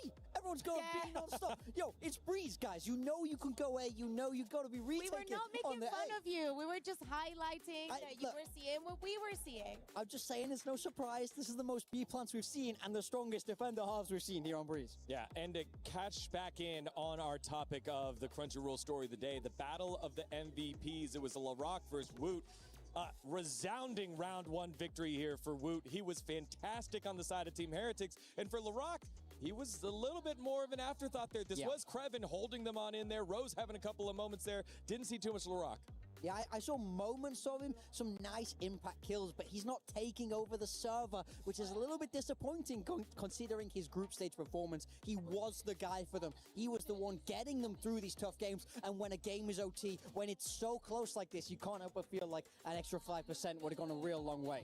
All right, well, Team Heretics are up 1-0 over BBL here at the STC Arena, but standing by at the Lenovo Legion Gauntlet with Dota is Ginny.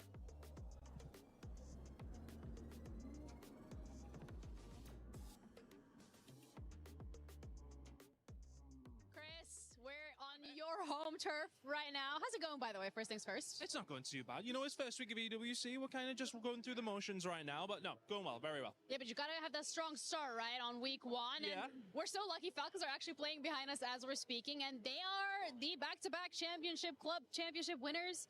So how's things looking up for them in Dota? Yeah, pretty good, to be honest with you. They started really well, but that was kind of an expectation that they would be getting through that kind of stage. It's group stages right now in Dota, though, and they go on all week. So right now, they just get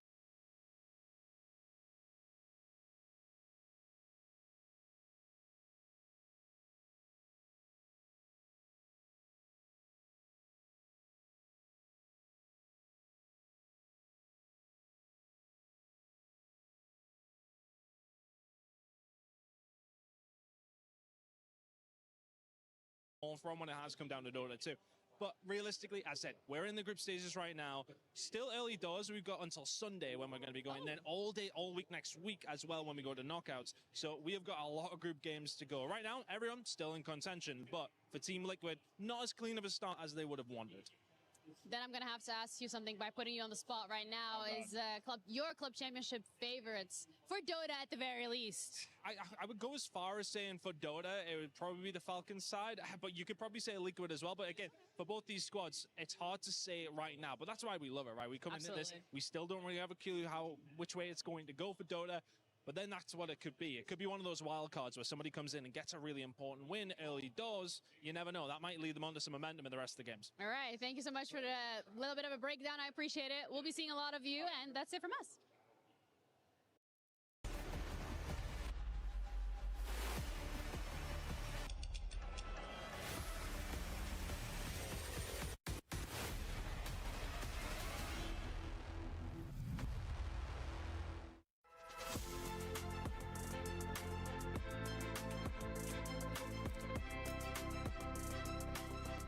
Great teams require great synergy, and we're putting that at the test today with the reigning game winners of Valorant, Team Heretics, Koshmaras, Riens. Guys, you have 10 sprays in front of you. You're going to try to get the same one for these situations. Are you ready? Yep. All right, perfect. Let's get to it. You lose a 1v1 against the opponent by 1 HP. Bro, this is hard. Okay. Okay, I pick this. All right, and 3, 2, 1. Go ahead, show each other. Yeah, let's go. Give me fist bump. Nice. When you win, a 1v4 clutch. This is easy, Enes. Bro, there is two good. No, no, one. Okay, show camera. Don't look yet. That's great. Let's go. Nice, bro. You guys are correct. All right, 2 for 2. We're doing good, bro. Keep it up. When your teammate whiffs an open kill. Okay, I think this is also really easy, honestly. Let's Show go. camera and 3, 2, 1. No, No, bro. what do you mean? No, but your eyes are like burning. Like, you know, you wanna get your eyes like off the No, you don't, face. bro. When Sage resurrects you directly in sight of multiple opponents. I mean, if Honestly, no way we missed this, bro. if you Come didn't on. pick this one, you're trolling. All right, show camera.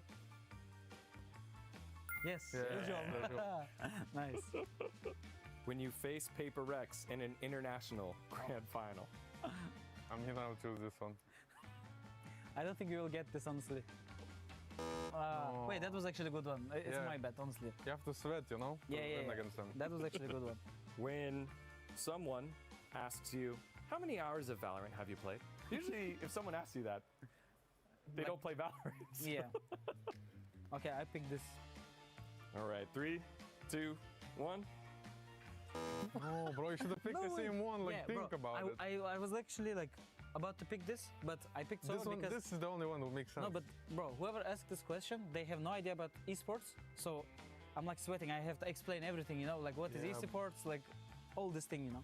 When your teammate farts in the middle of the scrim room of your practice room. Oh, like this one you can choose a lot, no? Yeah, bro, I will just come on. You can do it, Kosh. Okay, 3, 2, 1.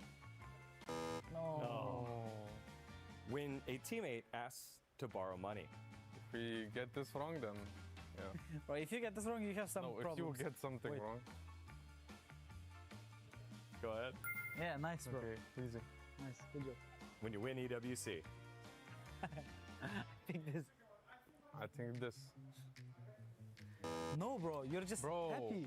no, but it's easy, you know? You're being like chill about it, you're easy. Yeah, but you don't have to be, bro.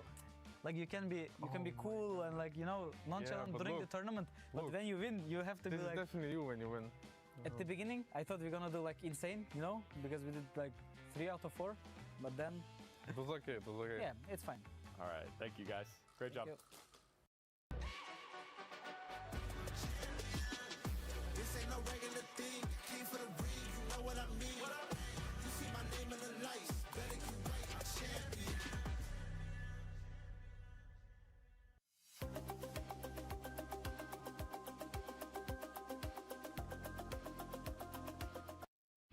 Valorant has exploded into a global phenomenon. Spike planted. 16 teams vied for the crown, but now only one will take it. Watch their dreams shatter before them. Was built to move. Not trapped at a desk in one singular posture for 12 hours a day. It's time your chair evolved. This is Secret Lab Titan Evo. Ergonomically engineered for you, gamers, hybrid workers, artists, backing your every move.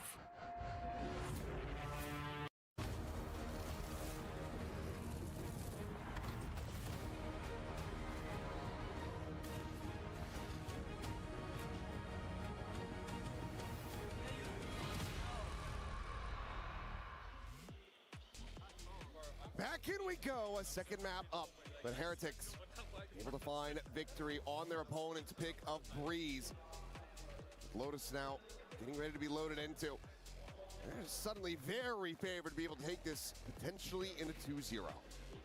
Yeah, you would think that that's going to be the case, but, you know, we've seen it a couple times this event where both teams have lost, you know, their own map picks, and it's gone to that third map decider. So anything is possible here.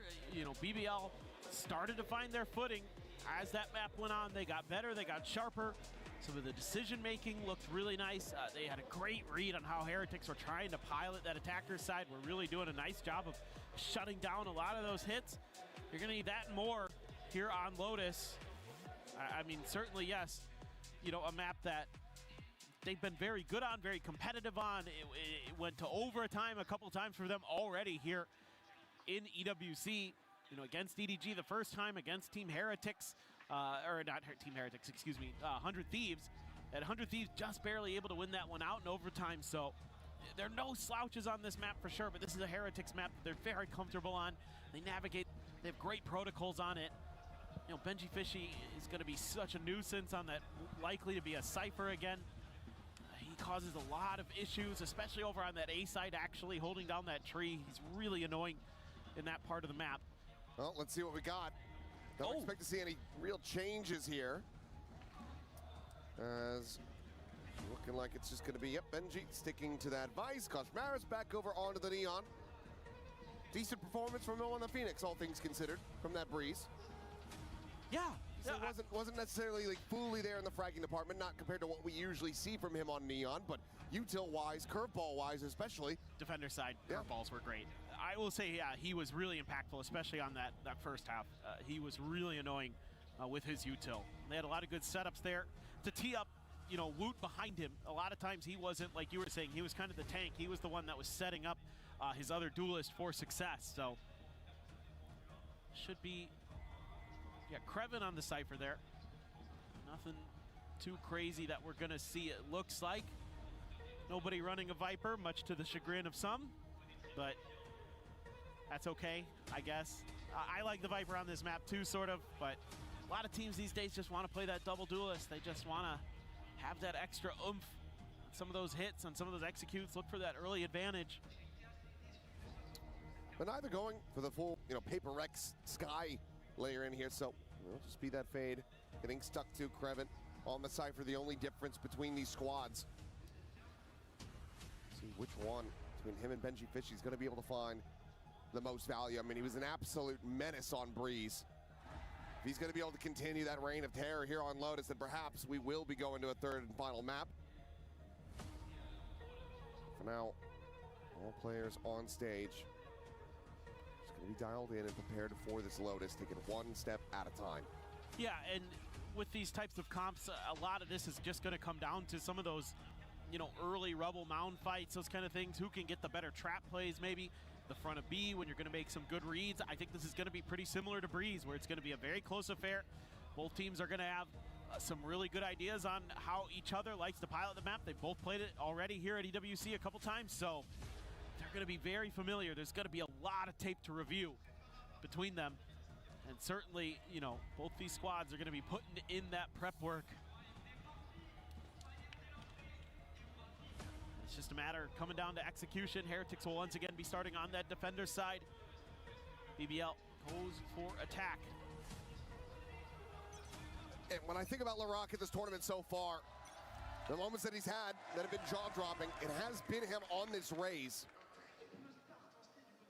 So perhaps we can see another performance like that to keep the team alive here at EWC. Otherwise, it might just be a very early goodbye. Crunch attempt over at B main. Nade going to be exchanged, but nothing to be found damage-wise. Meanwhile, Krevin, free scale forward, able to spot out this wall. Thorns over on the tree side. My eyes are on Rienz for Heretics. He went absolutely crazy on this map the last time they played MIBR on it. 26 kills in their narrow overtime win. They're going to pump the brake zone, repivot this back. Rienz turns away, turns back, is able to get the spot on the Lover's Rock, but can find nothing more. Woot now eliminated as well. BBL looking good to try to close out this pistol. Boo, trying to isolate them down, can't do so. Cam with a spot, swing going to be coming through. Now they can just fully rotate over to the C site. Going worldwide on this one. One enemy remaining. 30 seconds. I think they've got this round. I'm feeling pretty confident about it. Yeah. I think you might be right, especially as Koshmaris, and as low as Loita is, he's the one at risk, and he's the one that's going to get taken down. Flawless pistol to start things off. A big boon here for BBL. Yeah, just able to create some space at the front of A, have that extra player waiting right there to deal with Rienz, and that opens up so much of the map for them. And again, they're going to have players waiting to lurk. Krevin again, absolute nuisance. So as Team Heretics, it's probably going to have to be pretty quick adjustments that you're going to need to be finding as this one rolls along. you know, they started off so hot against MIBR on their defender side. Looked like they were going to cruise to an easy map win, but then they dropped like 6 in a row or something like that. A lot to get MIBR right back into it. So Heretics going to be on the back foot this time. All classics. Not really much to speak of in terms of buy-up. Yeah, easy kill for Lovers Rock. Yeah, nothing more to be done there. Outlaw will find it. Quick pivot. A site's empty. So fast plant here for BBL. And all of Team Heretics about to get the bad news as they start rotating out of sync. Well, and now you're going to be able to max a little bit towards Laroc's showstopper. Get him an orb, get him a charge from the spike. Maybe try to send him out and get a few kills. Only got that ghost in hand, so you'd expect that he's going to want to go hunting, and I think Heretics pretty aware of that, the way they're set up right now. Bit of a crossfire here towards spawn.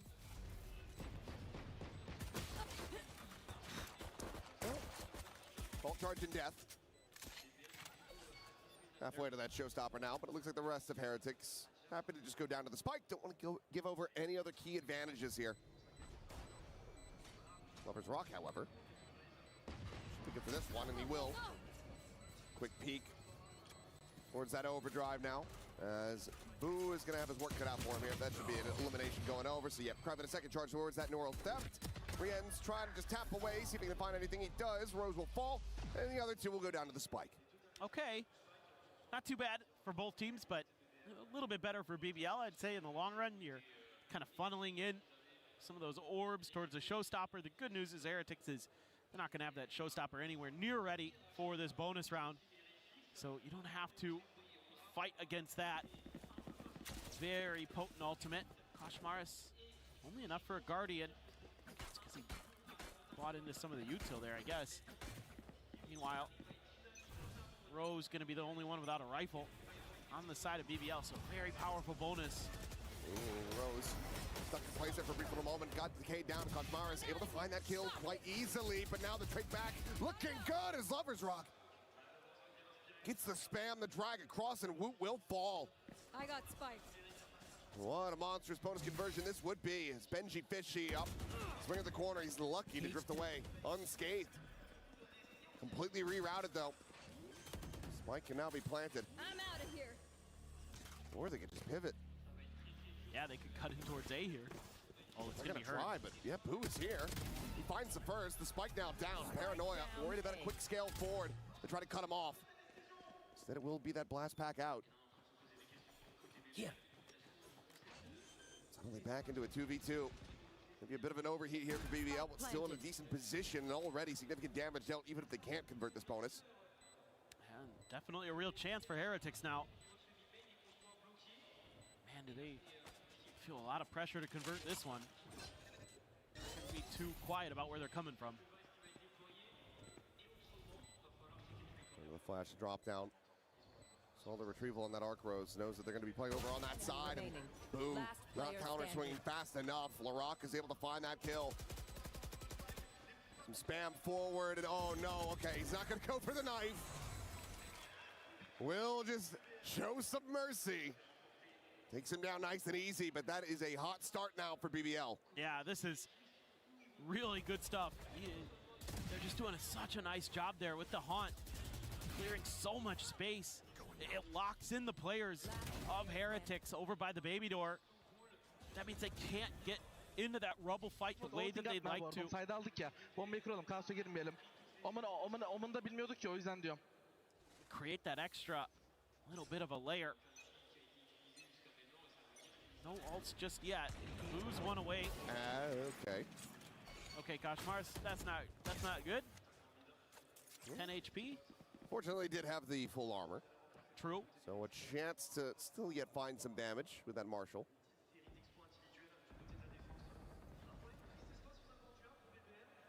Well, you've got so much map control. But this time, Heretics expecting a pivot. Oh, it's a collab! God.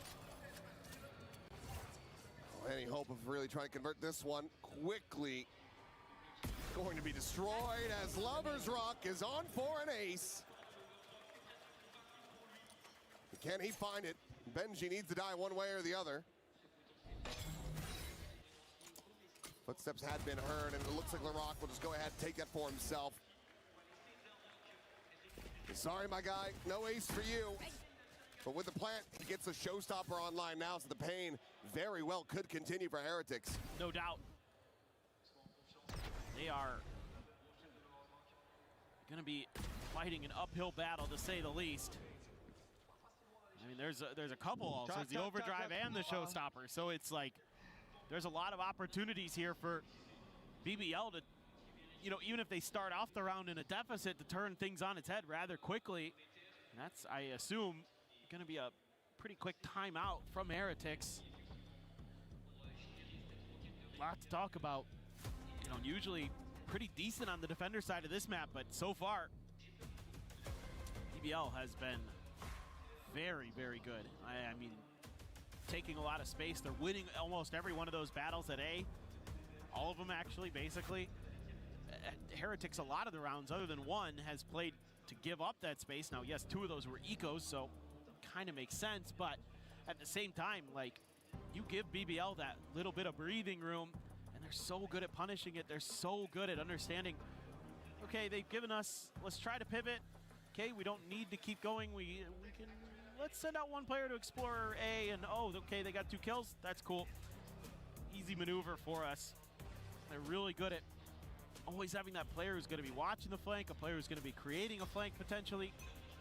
Making it really tricky for Heretics, kind of keep map control. So this round, operator for Woot has to find value. Oh no. Grabbing front of the one, but nothing more off that. A little bit whippy on the spray. Meanwhile, Showstopper going to be locked out.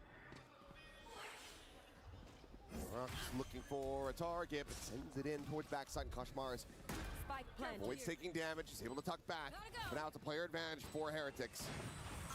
The ults out of the equation for BBL. Oh, is pushing aggressively. Takes a decent bit of damage, but so too has LaRock. It's the stun. Well, shrugging that one off. Finds the kill. Woot now dead. Suddenly, player advantage. The swing in the corner. Rose still going to be good for another. Rien's just not quite fast enough to find that punish. Now the backstab is in. And the timeout leads to absolutely nothing for Heretics. Yeah, this gets a little bit weird for Heretics. Start off with that early advantage. You're able to nullify the showstopper thanks to the Vice Wall. Oh, man. LaRock there. Just need to do a little bit of damage. But, you know, one of the things that I'm kind of confused about in this round is Koshmaris tucked into that smoke, has the showstopper sail over his head, and he opts to make noise and leave. So that kind of alerts BBL that there could be somebody coming from that angle, and him and Benji try to double up, but it doesn't really find much value. In fact, BBL just kind of says, all right, we're just going to make sure that's clear. Now, pivot over towards C. Benji has the util there as a bit of a cushion, but no wall. It's just the vines. Trying to tangle up BBL and see if he can hit some nasty shots, but they're clearing out. I think they got at least one of them there, or he just popped it quick. Fake TP. But Heretics have gained some space, and they're willing to take their map control and hold on to it for now. Riens does deal with the cam at the very least. You're hoping that this could be the round where you turn it around, get this Thrifty to go. You've got BBL walking into the stack, potentially.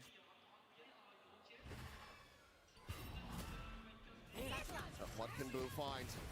Showstopper. Up close and personal. Woot committing that one in. Rose. The one to fall, but Lover's Rock looking for a little bit more with that overdrive swing at the corner, and Woot, filter of his shot, is able to sit him down. Seaside, however, primed and open for the taking as Kreven continues to just wiggle his way into all of these open positions. There was Breeze or here. Thorns are alive.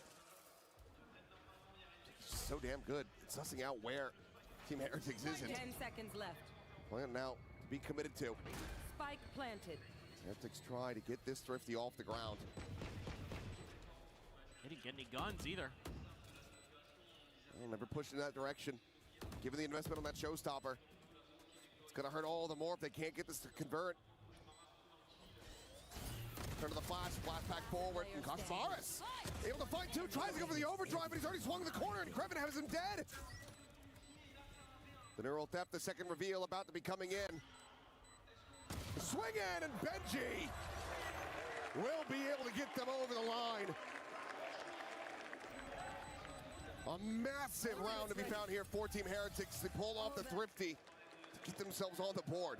I mean, it's beyond huge. So much invested in that round, able to get that early walk into your setup, get those kills, but not able to scoop up guns and still getting it done with the pistols. Let's see this from Kashmaris. Ah, nice. Very nice. Nice with the bandit. Benji gets the one tap. Nice, let's go! Let's go! Let's go! He is one of the best with the Sheriffs. I absolutely love to see him in those Thrifty rounds because he hits some nasty ones for sure. Kashmaris running over this Rubble Crunch. Ends up losing his life. Loita able to find Boo, and it looks like we're right back to BBL dominance. Stopping the flame of Heretics, making sure that they cannot build up any momentum whatsoever. And if you're Benji, sure, you've got 3K behind us, you can buy again, but your teammates sure as hell cannot. Leads not to maximum comfort. He will just stay here, try to see if he can get a bit of a freebie, and will. The rock to fall. Krevin not too far away. Let's get everything out of their grasp. 6-1. I must wait a moment. That's just insane. I mean, that's just, oh, godness. Oh, what a Gets good the full flash in. No, for a second, I thought Krevin was going to have it. Benji, okay, keeping himself alive. I mean, hell, they keep running at him. He might just ace them in a loss. Thorns are alive. And I think if you're Lloyd at that point, you don't want to give him the satisfaction. Yeah. Leave him with 4. Let him know that even if he's able to pick you apart like that, you're still no closer to winning the round. I mean, there's a little bit of util in here. Oh, it's a really good paranoia to Lloyd to tee himself up, but I mean, this is just so easy for them. And look at how back and forth they are using that neon to distract. I think he's frozen. No, he's just. It's just his disbelief look. Stuck in place. Oh no. We lost.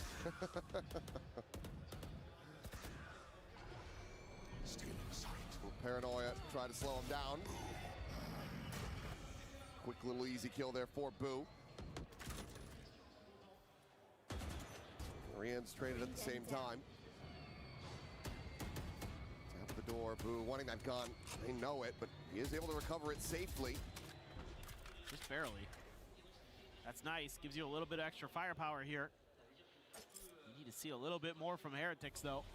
They've got rifles in hand. Benji Fishy does have that steel garden, so it could be a nuisance if the C pivot happens from BBL, but it seems like they maybe want to avoid that, or at least try to, figure out a little bit of the util here. Benji's going to be setting up and then make some plays off of that. And Rose looking for that late linger, that late backstab.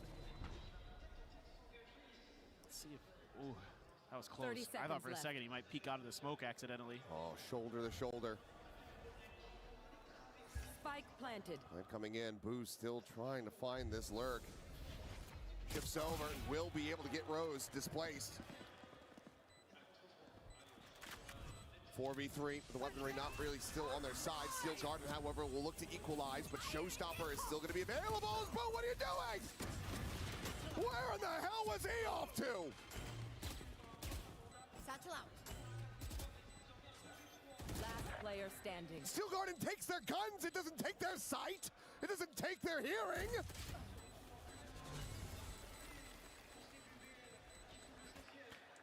I don't know. I don't know. I am perplexed. Yep. I'm left scratching my head a bit on that one too.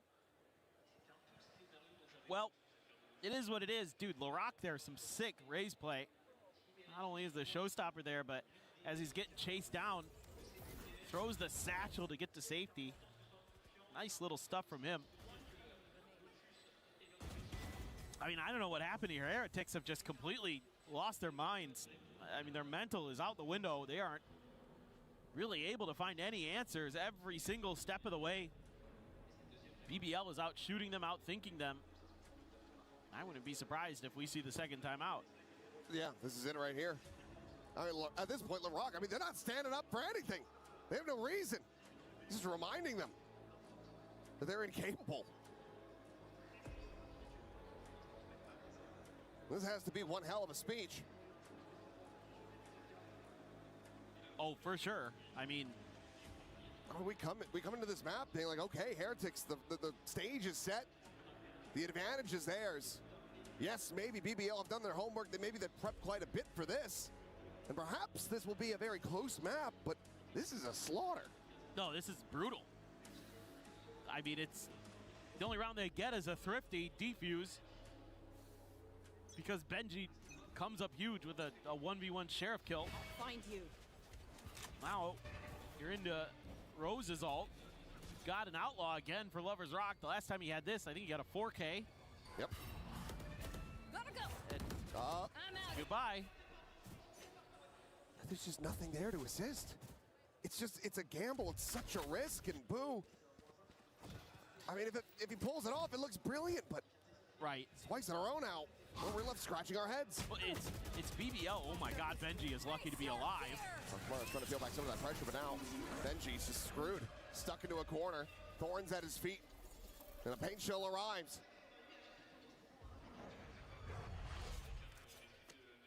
He'd be right back out of BBL. They are not taking any risks. They're just slowing it down. They know they have the advantages. Woot now. Alone on this side of the map, dialed in with the operator. And this needs to be big. He's no... Oh. Finds the first. No blast pack here to escape, so... Quick backpedaling, coming through. A couple shots his way. The Prowler will connect. 30 seconds left. Has to back off, but now here comes the pivot. Rien's. Cage triggered. Closest one on the scene. Going to be held at bay as that cage does get popped. They're going to commit the nightfall to this. Heretics feeling like they have to force something, but there's no quick scaling off of this. Take hold. Sees towards connector. Koshmaris out into the open. Is going to be able to find the one, but Woot now going to be taken down. Rien's with another. A 2v2. Kosh at 10. Paranoia to connect onto Rien's. The spray takes him low. Koshmaris has to try to take him down. 10 health V49. The peak will come in before the defuse can get held to half. BBL. Yes, this one ends up getting close, but they are still playing this gorgeously. Up now 8-1. Yeah, one of the things I want to talk about at the beginning of this round is why Boo is trying to go for that push when he does, and it's because there's not that early contest of A main, so he thinks he can cheat a little bit and try to scoot ahead to Rubble for free, whereas the BBL players, they're watching for that. Lover's Rock. Tremendous stuff on the Neon. 13-6 right now. Nailing it. You just keep using the Outlaw because Heretics have to keep trying to throw money at the problem. And money doesn't solve everything. Everybody but Koshmaris one tap to this. Woot one away from his ult, so maybe they could get another Thrifty to go off the back of that. But he needs to find a kill or something first. Meanwhile, you know, BBL's game plan right now is go contact, look for picks, go to the other side, see what's up. Does not check Lover's Rock, and okay. He's unable to find the kill, but Loida will. Finds himself his second, in fact, as that's going to be Rien's dead as well. Woot now forced away. We're going to be grabbed up here by LaRock. 3 charges from yet another showstopper. Just taking their time, assessing who they want to give this to, where they want to plant it. And they say, yep, showstopper seems pretty good. Let's get another one of those. Yeah, should have another one before the half is over. There's one. Hits Koshmaris, takes him down to 10. Straight through the wall, and LaRock, one way or another, he's getting that showstopper. A flawless round. As they are just running away with this map. You'd think so many overtimes, a loss on your map pick, you'd be shaken up.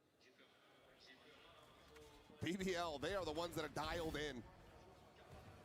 They are so resilient, so confident. And this is excellent work from Laroc. They're like, we know where they're at. You can come get some more charges for your showstopper. Dinner's ready. It's been served on a plate. Lover's Rock. Okay. Ooh. Clean shot from Woot. A lifeline for Team Heretics. And quickly off the back of that spill forward, taking space past Mound, but it looks like BBL, they're going to fast re-clear this. They're more than willing to take the fight. Go, go, go. TP going to be used just to try to instill some doubt in Laroc is able to find Kajmaris. Now suddenly that 4v4, the showstopper still in the back pocket. That's what you're looking for. Ooh, looking for a timing. We'll be able to find it off that haunt. Meanwhile, showstopper's going to be exchanged. Chucks it in there on Boo. He's still playing forward. He gets caught. Meanwhile, Woot comes away with absolutely nothing. That felt so early from Woot there. I guess just the pressure. And he's just trying to stalemate Laroc, but Where are you? because Boo is just trying to hold that corner, he ends up getting taken down. Right. Now it's Benji Fishy trying to hold the line. Against Rose, he's just trying to, 30 seconds left. maybe even it's still a little bit of a fake. Ball gets popped. Push forward into B. No util other than the C's in hand of the ball man. And Laroc has them basically lined up. His turn now to be on for an ace. 10 seconds left. The spike planted in Benji. What are you meant to do? Can't try to go for this. Gotta save. Just has to back away. But he has no idea if he has a safe angle, a safe place to really tuck back. Right, you know Laroc is thirsty for that ace. Well, he's thirsty for that ace, and Rose did also trip the wall. He doesn't know if he's really slipped the net. Either way, looks like Laroc not going to go hunting super hard for this one. Continuing to play it wisely, cautiously. No reveal off that haunt. Mike now detonating. Benji should be good to hold on to this. No, he's not. It is just a wide swing into the spray down. Nothing carried over. And nothing going Heretics' way. Oh, man. This is where you got to be concerned if you're a Heretics fan, because BBL is activated, and if Laroc is online, yeah, he'll be doing a lot of that, waving goodbye to his opponents, because he has been so good here in Paris. Now you've got Kreven's ult. You're kind of close to Lover's Rock's ult, maybe. I mean, Kashmaris does have his. Look at this read. Yep, they know. Ready for this crunch. Paranoia, however, is going to be a little bit late, and it does not connect on the Riens, and okay, suddenly, even though they had the right idea, I have the spike. he just can't connect the shots. Laroc dead too early. Now it is all down to Rose to see what damage he can get, but last round of the half, not going to be able to find a round win here. So, 10-2, BBL still looking incredible. Yeah, this is insane work from them against a team that's generally pretty darn good on their defender side of Lotus. That is, all Riens can do is laugh here a little bit. He at least had a crazy good last round there, but pretty much the rest of that half, I have to forget from everybody on Heretics. Yeah, I mean, at this point, I think you're just trying to focus forward for Sunset. I mean, there's always an opportunity, but for now, let's send things over to Lou. Thank you, guys. And what would be EWC without its super fans? I'm now joined by Otto and Gio, super fans from Heretics. So I'm going to ask you boys first, where are you guys from? Where did you come from? And how long was the trip to Paris? Okay, it took like 2 days to come here. I'm from El Salvador in Central America.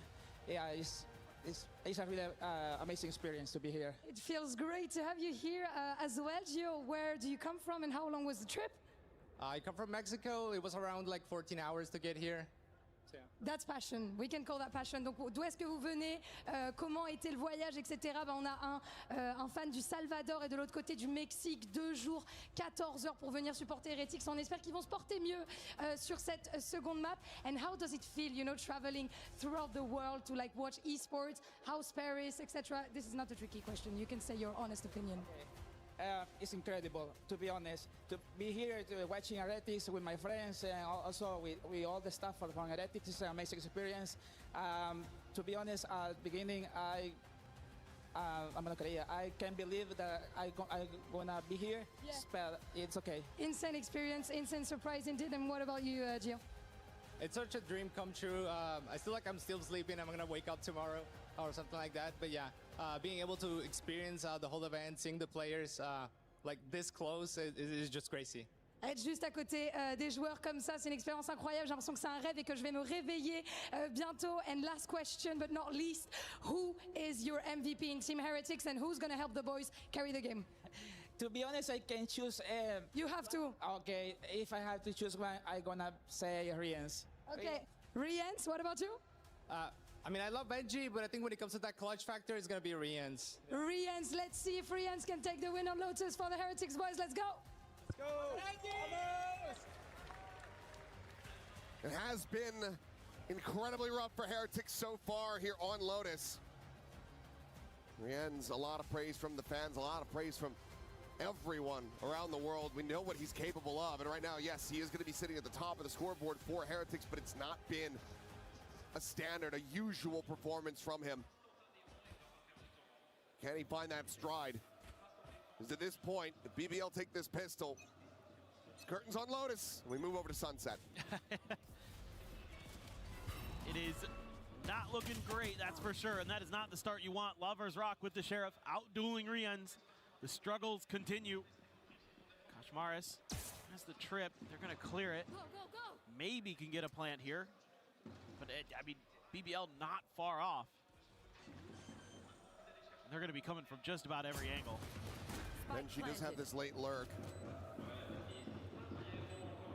He's going to be able to find anything if he does end up scaling towards stairs. Jump peek there from Loida, trying to spot out. Well, Pain Shell tucked over the side. Rose, ooh, slowed down. Narrowly able to get away from that one. Meanwhile, Lovers Rock is able to find another kill. A third in his hands as Woot will also get taken down. Boo and Benji just now on the arrival. The Fuse going to be held up to half. Boo interrupts it, but Benji Fishy needs to go nuclear, but the defuse is already stuck. The round is already over. And I think this map is as well. I mean, it's just sort of Heretics trying to mimic what worked for BBL on their pistol in the first half. But nobody's there because the BBL is all the way over on the other side of the map. They get that first pick and they immediately start kind of shifting counterclockwise. They're moving in the opposite direction.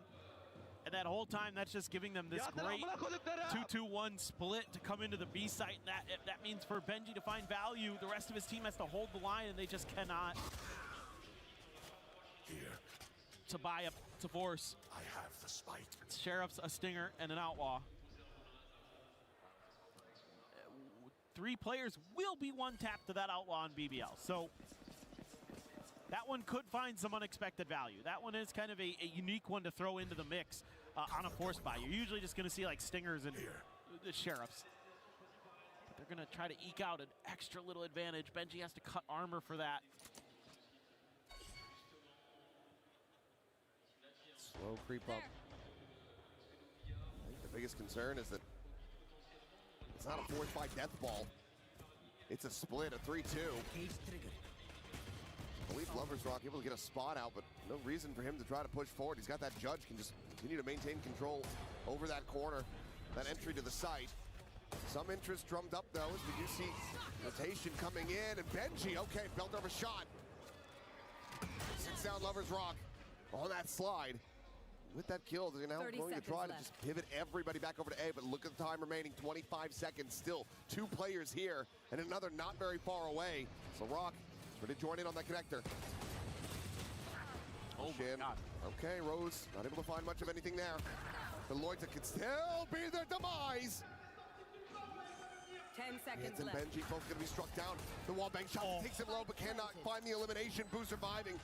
3 HP in the regen armor. Still decently winnable though for BBL as Loita and Larock. They find more, and Cosmaris can find nothing. (12-2). We have only seen one comeback of that caliber at this event. The hands of Nongshim Red Force. I just do not see it happening again here. It doesn't feel like it. It feels like BBL is winning in every aspect of the game on this map. The firepower, the teamwork, you know, when they need an individual to go big because it doesn't start off, you know, the way you would want in the round. This time it's Loita. Do some serious heavy lifting. I mean, him and Krevin have only died 5 times each. We're into round 15. Just ridiculous stuff. They gamble stack over at A. They were looking for the knockout blow.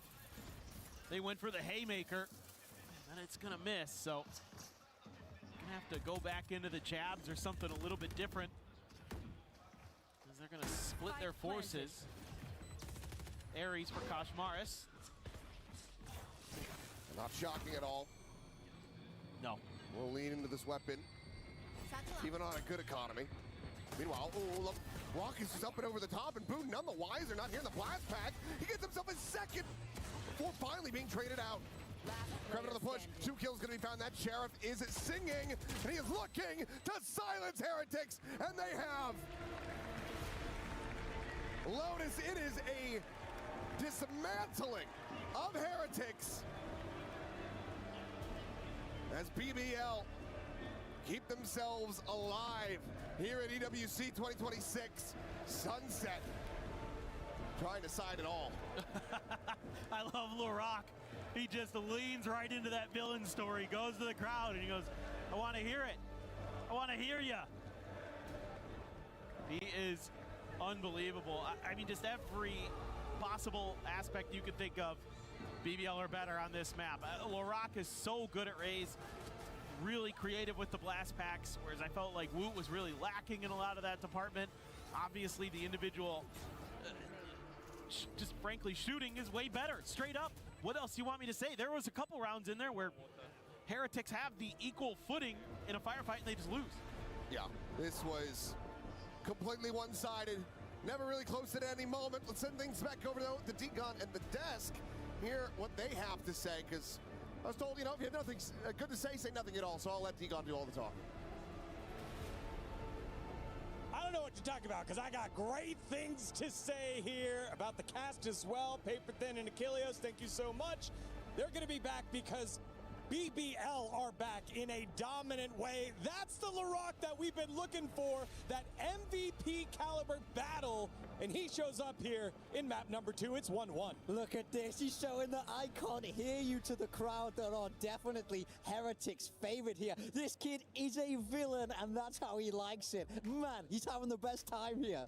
You say that, but at the same time, if anyone ever speaks to Larock, he's like the sweetest boy ever. Yeah. But the moment that he goes on stage, he forgets about all of that. Lotus is his territory, and BBL in this second maps, it keeps happening time and time again. I do not want to hear for a second that they are a momentum-based team, you know, like you get in their heads. Yeah. No, the mental reset that they can have from one map to another is amazing. Yeah, I mean, for me, it's all about the fact that we saw that Lotus twice. It goes to OT twice, and they lose it both of those times, and then they go back to the drawing board. They almost 13-0 EDG here, and then they put up a second dominant performance. This is excellent adaptation mid-tournament on this map, and it looks better than ever. All right, well, we were in the back, and I got to tell you, Big Time was freaking out with the way that Heretics decided to do their composition, and then the strategy that followed it up here with the A site. It was just constant A site retake, and big-time heartache. Look, this is the problem of a main, right? We see this with so many teams. Look at this for Heretics. They want to fight into a main. Kakuka, what's missing? A Viper wall? A Viper wall, that's what's missing. Correct that. You see how hard it is for them to get back into this A site. You see how hard it is for them to be able to retreat away. And in every major gun round, what stopped them from getting the momentum is that they struggled to come back in this A site. Yeah, it's very complicated. You can think that because of the Neon has the wall, the problem is that you're most likely going to be in a disadvantage when you're going to retake, especially if you're going up against a team like BBL who like to do this 4-man pushes. Yeah, look at this. This is on Eco. They try and retake. They have to invest that ult because it's so hard to win this fight. Otherwise, BBL trade this out well, keep themselves alive in the round. Literally every single major swing round, this is their move, and it doesn't work so consistently. BBL one step ahead here in the macro, in my mind. To me, there's also a big difference, and I do think that Lovers Rock diffed on Kosh on this map. Like, if you put the two Neons head-to-head, we could see in that replay the way that he was moving and interpreting the situation, how he was reacting to that aggression and whatnot on the side of Lovers Rock was on top of what Kushmaras was bringing, which is surprising, but in a good way. Yeah, and again, on the opposite side for Team Heretics, you know, if you're going to pick a composition like that that makes taking or retaking A that hard, you got to find something else to do. And it just felt like time and time again, they're like, our guns will wake up. It was a wake on Breeze. We'll be able to bounce back.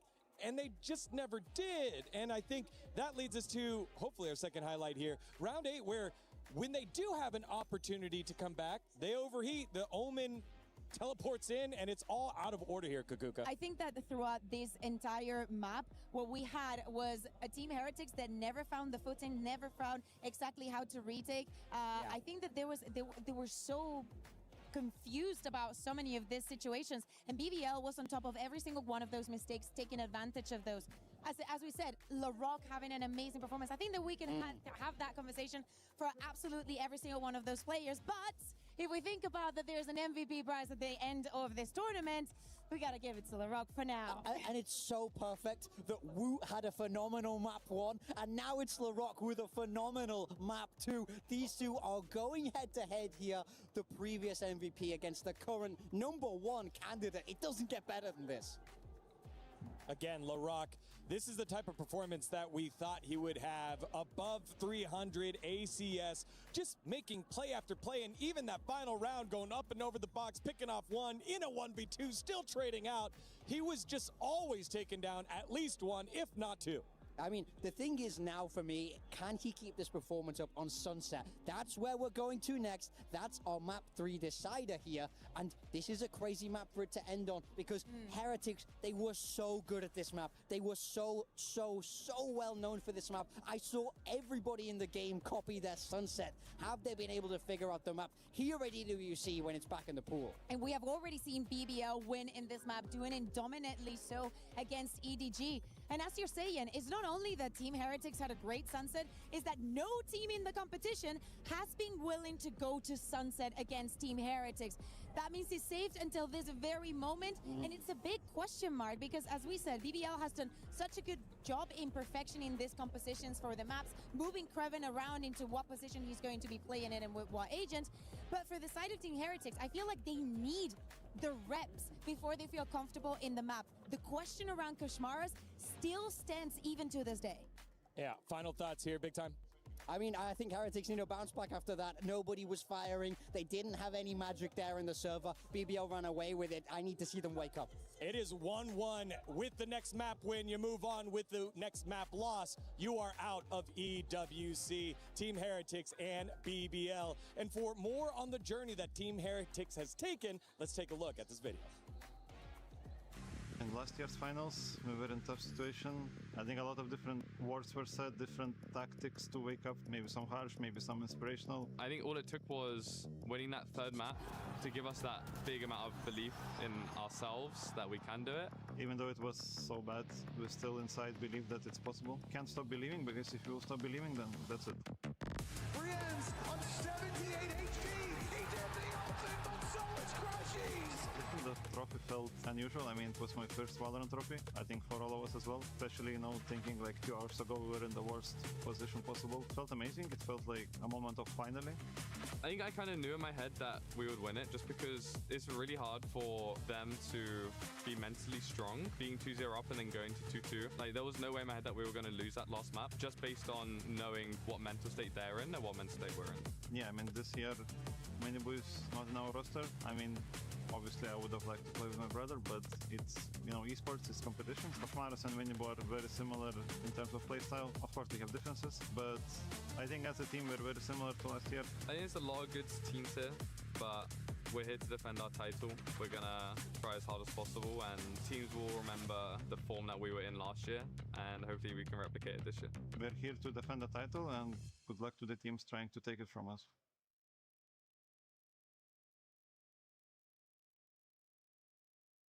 Play is in our DNA. Whenever we let it out, it becomes our superpower. Now imagine an entire city being built to supercharge it. Kadir City, powered by Play. All right, guys, Achilles here. We have Woot standing by. He's about to play a mystery 1v1. His opponent knows who he is. He doesn't know who he's playing against. And he's going to have to try to figure it out.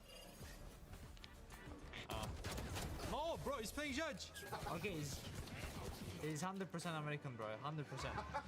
How does that narrow it down? Oh. Okay. He's trolling me, bro. He's bullying me. That's Turkish way to cancel, bro. Oh.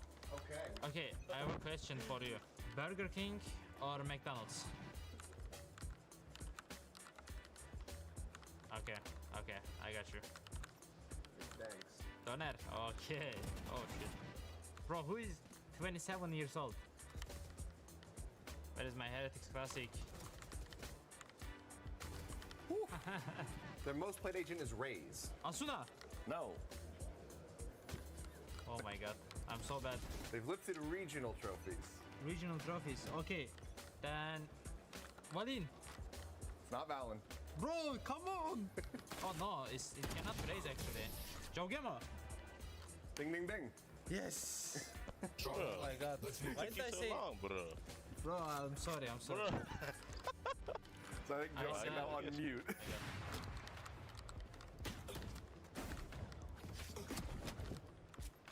Wait, you want to see boxer?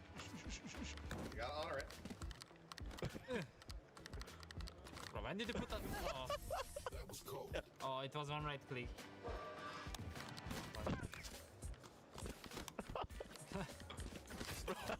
You get the extended knife, the Turkish knife. That was one shot. Weapons? That was one shot. I didn't know it hit your back. Sheriff, go Sheriff.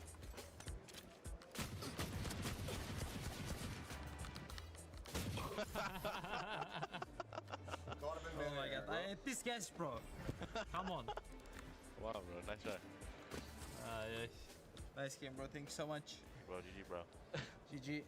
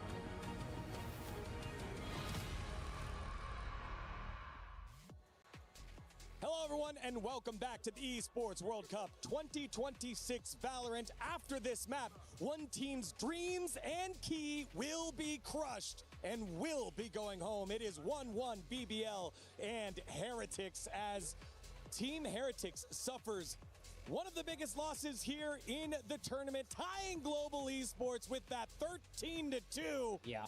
And they've got to pick themselves up off the ground if they want to defend their title as the only winner of Valorant here at EWC. That's exactly it. I can't stress this enough. There is no double elimination here. You lose this map 3, you will be going home. Your key will be crushed. You will not be able to defend your title. BBL looking more confident than ever after that last map. Two very different stories. We have the title defenders in Team Heretics, and we have a group of 5 youngsters that just ascended into VCT. This is their second global event ever. They were lucky and strong enough to, at the beginning of the year, be the first winners in kickoff EMEA. Had a quiet stage 1 and now bounced back to be in this form. We've said it, we have already seen their sunset. We have seen how crazy it can get. LaRock playing on that deadlock. Yeah. Let's see how prepared Team Heretics is for this. Again, the youngest roster in the tournament is BBL. LaRock, that MVP candidate, the second youngest player in the tournament. And fascinatingly enough, after 2 maps, LaRock, Loida, and Lovers Rock all tied at the top of the ACS leaderboards with 251 ACS on the dot. Yeah. They are firing on all cylinders now after that second map. I mean, this is a scary, scary squad. We talk so much about LaRock, but really, this is all 5 of them, top to bottom, able to excel here. As we have our agent select coming in now, Kosh Maras on that Neon. That's what I wanted to see. It's old school. It's double initiator here from Heretics. And at the same time, we were wondering what Heretics was going to change from years prior, and it doesn't look like it's going to be much. Concerns that we had on this sunset for them was that Wood sometimes was not on point with the KO. Koshmaras, I think that this is the moment for him to shine when we're speaking about the one-to-one. One thing I want to talk about is Benji Fishy on this Cypher. When they were at their best on this map, he was astronomical on this agent, especially around that B-side. And I always remember those B-side post plants. Yes, the map's changed a little bit, but look for that same style here from Heretics. I know that we've been highlighting the players in BBL. To me, the difference maker still keeps being, is Lovers Rock turning up today or not? And to me, even on that breeze, he perfectly did. He's able to keep that up, especially with the defenses that BBL has been giving us throughout the entire year. He should be and could be the key to shutting Heretics down and ending their dream of doing it again. The burden of being the title defenders here at EWC is upon the shoulders of Team Heretics, but the young squad that knows no better, they only know forward, is BBL on the cusp of knocking out those title defenders and making history. Let's find out as we go to map number 3 with the Kilios and Paper Thin. Sunset to decide it all. His third and final map is BBL absolutely battered Heretics on Lotus. Can they maintain that form? Can Heretics regain theirs and stick around in this tournament to defend their title? In back-to-back years, it's a single elimination playoff format. No second chances, no reprieve. Loser here. Their run comes to an end. You just gotta wonder, is that momentum gonna be able to carry over for BBL? You know, sometimes in EMEA, they'll have one of those maps where they'll blow an opponent out of the water, and then the next map they'll be kind of shaky again. So just looking to see if they're gonna be able to maintain that form. You know, LaRock going on to a very different role, a very different agent in Deadlock. Gonna be setting up some of those sonic sensors early over on the B site. Still sitting on his wall in his net, just waiting for a bit of a trap play off of contact on that sensor, but it's a full-on mid-push, and Rose has to hightail it out of there. A different role that he did play incredibly well versus EDG. Trevin going to take that first contact, but it's going to be fully flashed up. Puck now having to backpedal away. But we'll find a stun. Meanwhile, Rose around the back has this sudden arrival. He's only going to be able to clean up one. Valorant able to find 2. What a volley of shots from him, but Woot still in this mix, still in this fight. Gets himself a 3K. Fishing for a little bit more blind, but players will rescale back over towards Boba. Looks like they might just be pushing. They have another, yeah, they have time for another pivot, and Loida's somewhat aware of it. Lovers Rock, he's quick on their heels, though, in around the back. I don't know if he has been scouted at all. There is no credence being lent to this for the moment. Loida able to find one. The turn back Woot gets himself a 4K, but Loida gets BBL the opening pistol. Whoa, it is a crazy back and forth in this round. So many clutch moments. This one right here from Locke. I thought he was going to get the third for a second there. I thought he had Woot lined up, but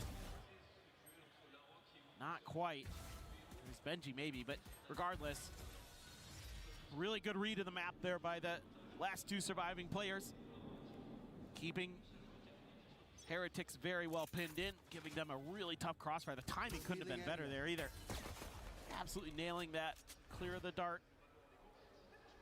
No further confirmation or doubling down on the information by BBL. Revealing area. Rien's, actually that dart isn't going to get around the corner, so they know that somebody could be there. They're pinging it out. They're at least aware of it. Spot of the leg. And now they very much do know that this gun is in play. I mean, Krevin, if he had just pulled the trigger there. Yeah, I know. Would have had him dead, dialed in, not knowing it. But let's get tucked very close forward. Looks like he's going to reassess this. Play away from that sonic sensor. Well, they've got kind of a read on this. They're a little bit worried about mid, but with that wall there,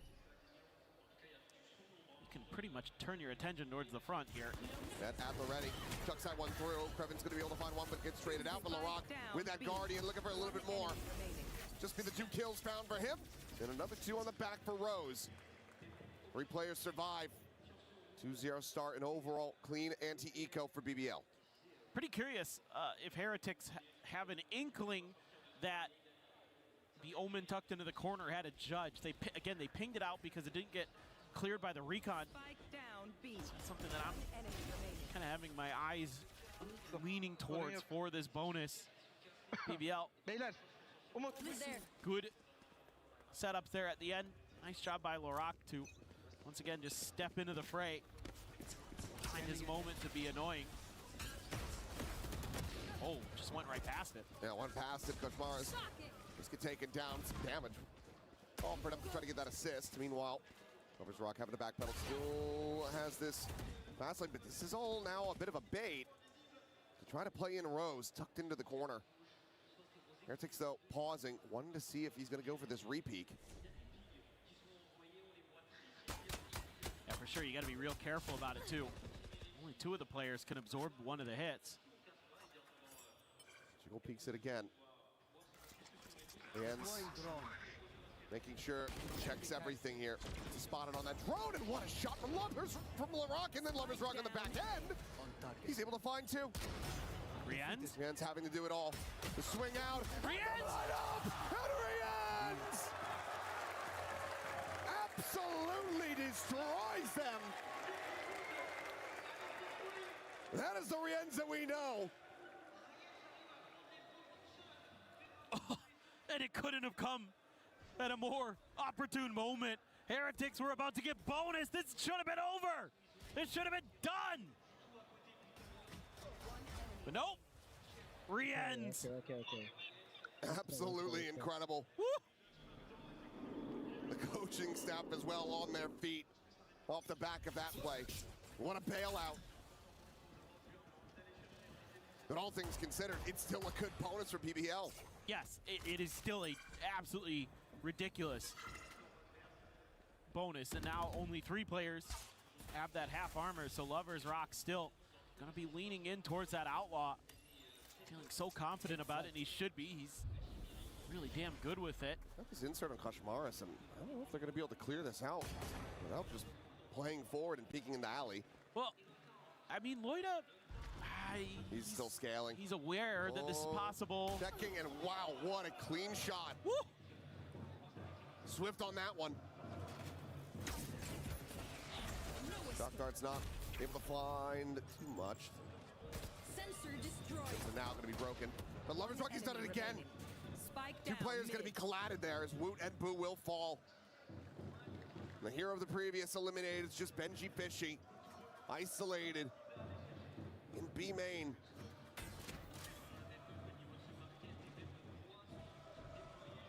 Seconds left. No way to try to make a play of this realistically. No. Best bet would be to try to recover a weapon, get something better than the Bulldog, but even that is just so very risky. Camera out, the spot, the swing, the depth. As BBL get the flawless off the back of a very close bonus, and now they're up 3-1. This is going to do a lot for BBL's economy. They were getting pretty low in the bank account coming into this round because they lost that bonus. So this one, pretty important for them in this defender side. And this is huge because they're going to be able to just keep all their weapons. They have an Outlaw already in the mix to deal with the eco round. This should be them looking pretty good to go up to 4. I mean, if worse comes to worse, you have Lover's Rock's Overdrive. Oh, Rose. Forced away, but Lloyd, he's got him covered. King reveal now out, spraying right through the box, is looking for some damage. He's a little bit shy to the mark, but Lover's Rock looking for another kill with that Outlaw. It's just gonna be the one. Still damaged out, and all of Heretics contained in Alley.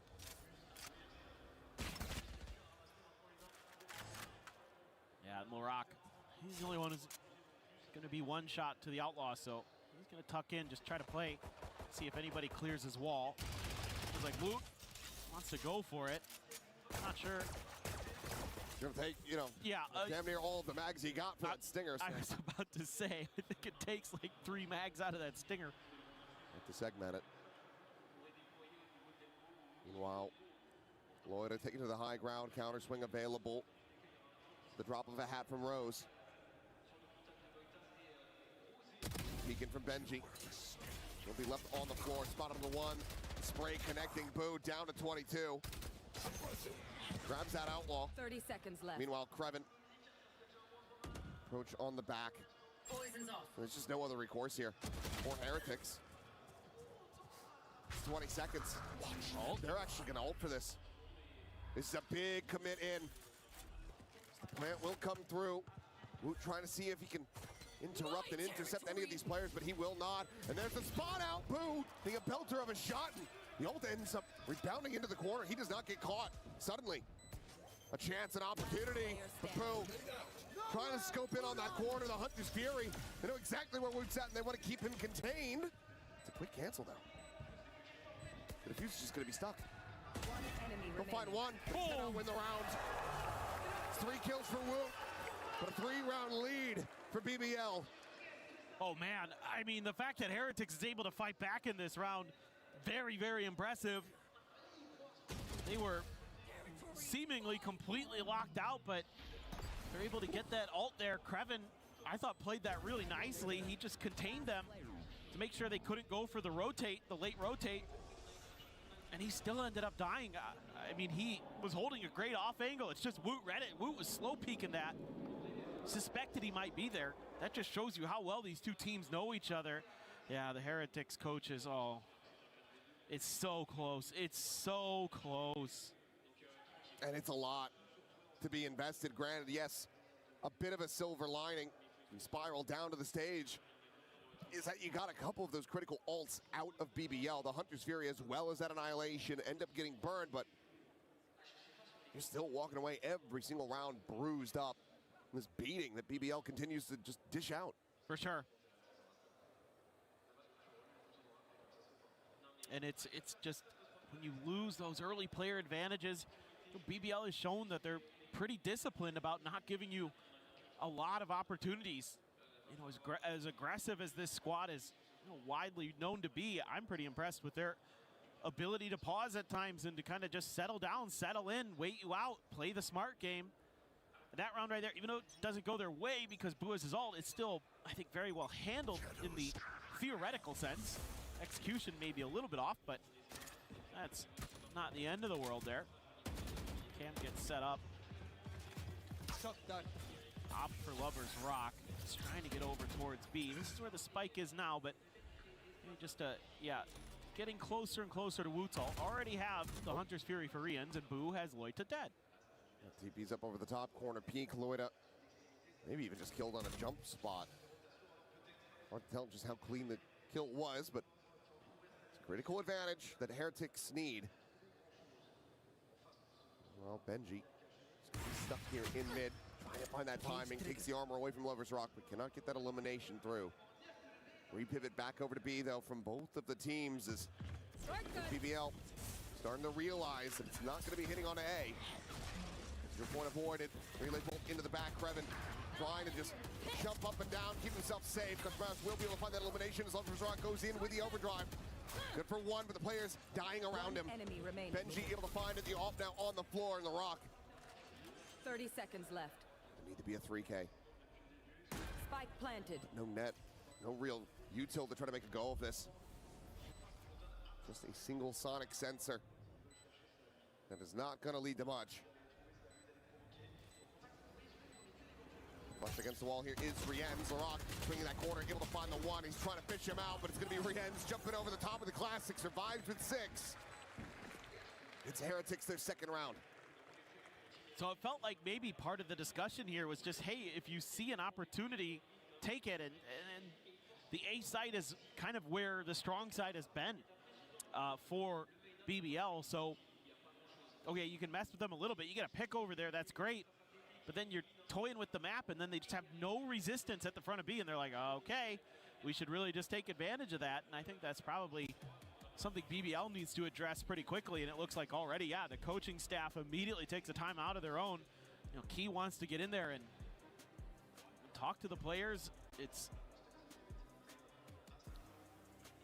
just kind of like little things there where just a little bit of an over-rotate from BBL, I think, hurt them in terms of maybe trying to slow that down. And then you have that problem where the Viper gets into the site just a little bit ahead of everybody else because you're trying to make that fast rotate over, but Heretics is already a step ahead of you. They get the spot, and then they can just relay bolt, pin him into the corner. Lover's Rock tries to go for the overdrive, but immediately gets dinked down to 5 health. Can't really do much more. Look, nice. One on ping on me. Finger. Ping on me. They look back at this one, though. That was pretty nasty. That was, but that's half of the round wins. It is. And let's see if they can keep it up. It is going to be a weaker buy here for BBL, so been able to put them onto that eco, that Hunter's Fury. And that's okay. Rose tagged down, not quite dead. Ooh. Rose managed to survive. Well, didn't last long. Lover's Rock. Vandal in hand, able to put it to good use. What a shutdown from Loita. Mars absolutely destroying him with that bandit as Loita gets a second. Will finally be taken down, but it's gotten into a 2v2. Oh! Somehow able to survive.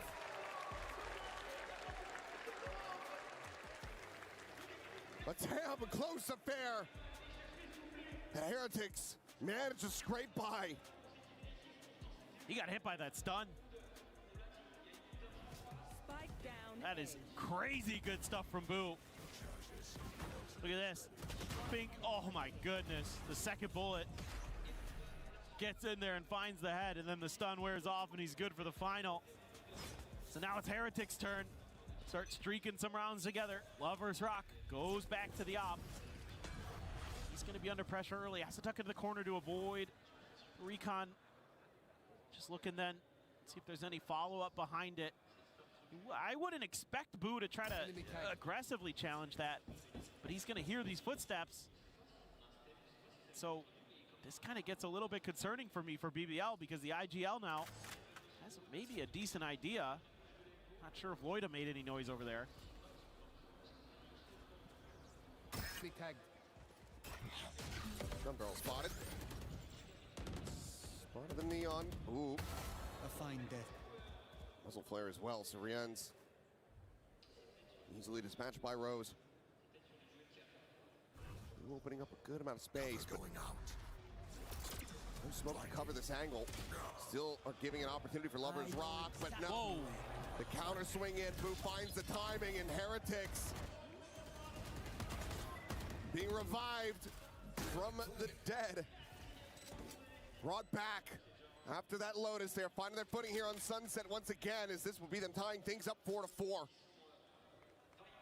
This is exactly what I'm talking about. When Boo's able to get that kind of space, hear those sound cues to know what's going on the map, he can just find so many openings for his team. Just make it so hard for BBL, who again overcommit on these rotates. I thought this might be something that the coaches would talk about during the timeout, is you guys are kind of overcommitting to some of this early contact, and therefore you're giving these opportunities for Heretics to gain space on sites when you're really heavily committing to mid. I mean, I get you're setting up for the crunch. Heretics is leaning that direction, but Heretics is never going to overstep in those moments. You're going to have to be a little bit more disciplined. Heretics on the other end, it's just Boo just, again, using the information of the opponents that they're giving him against him and doing it beautifully.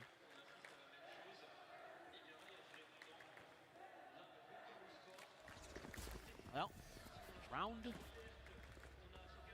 9.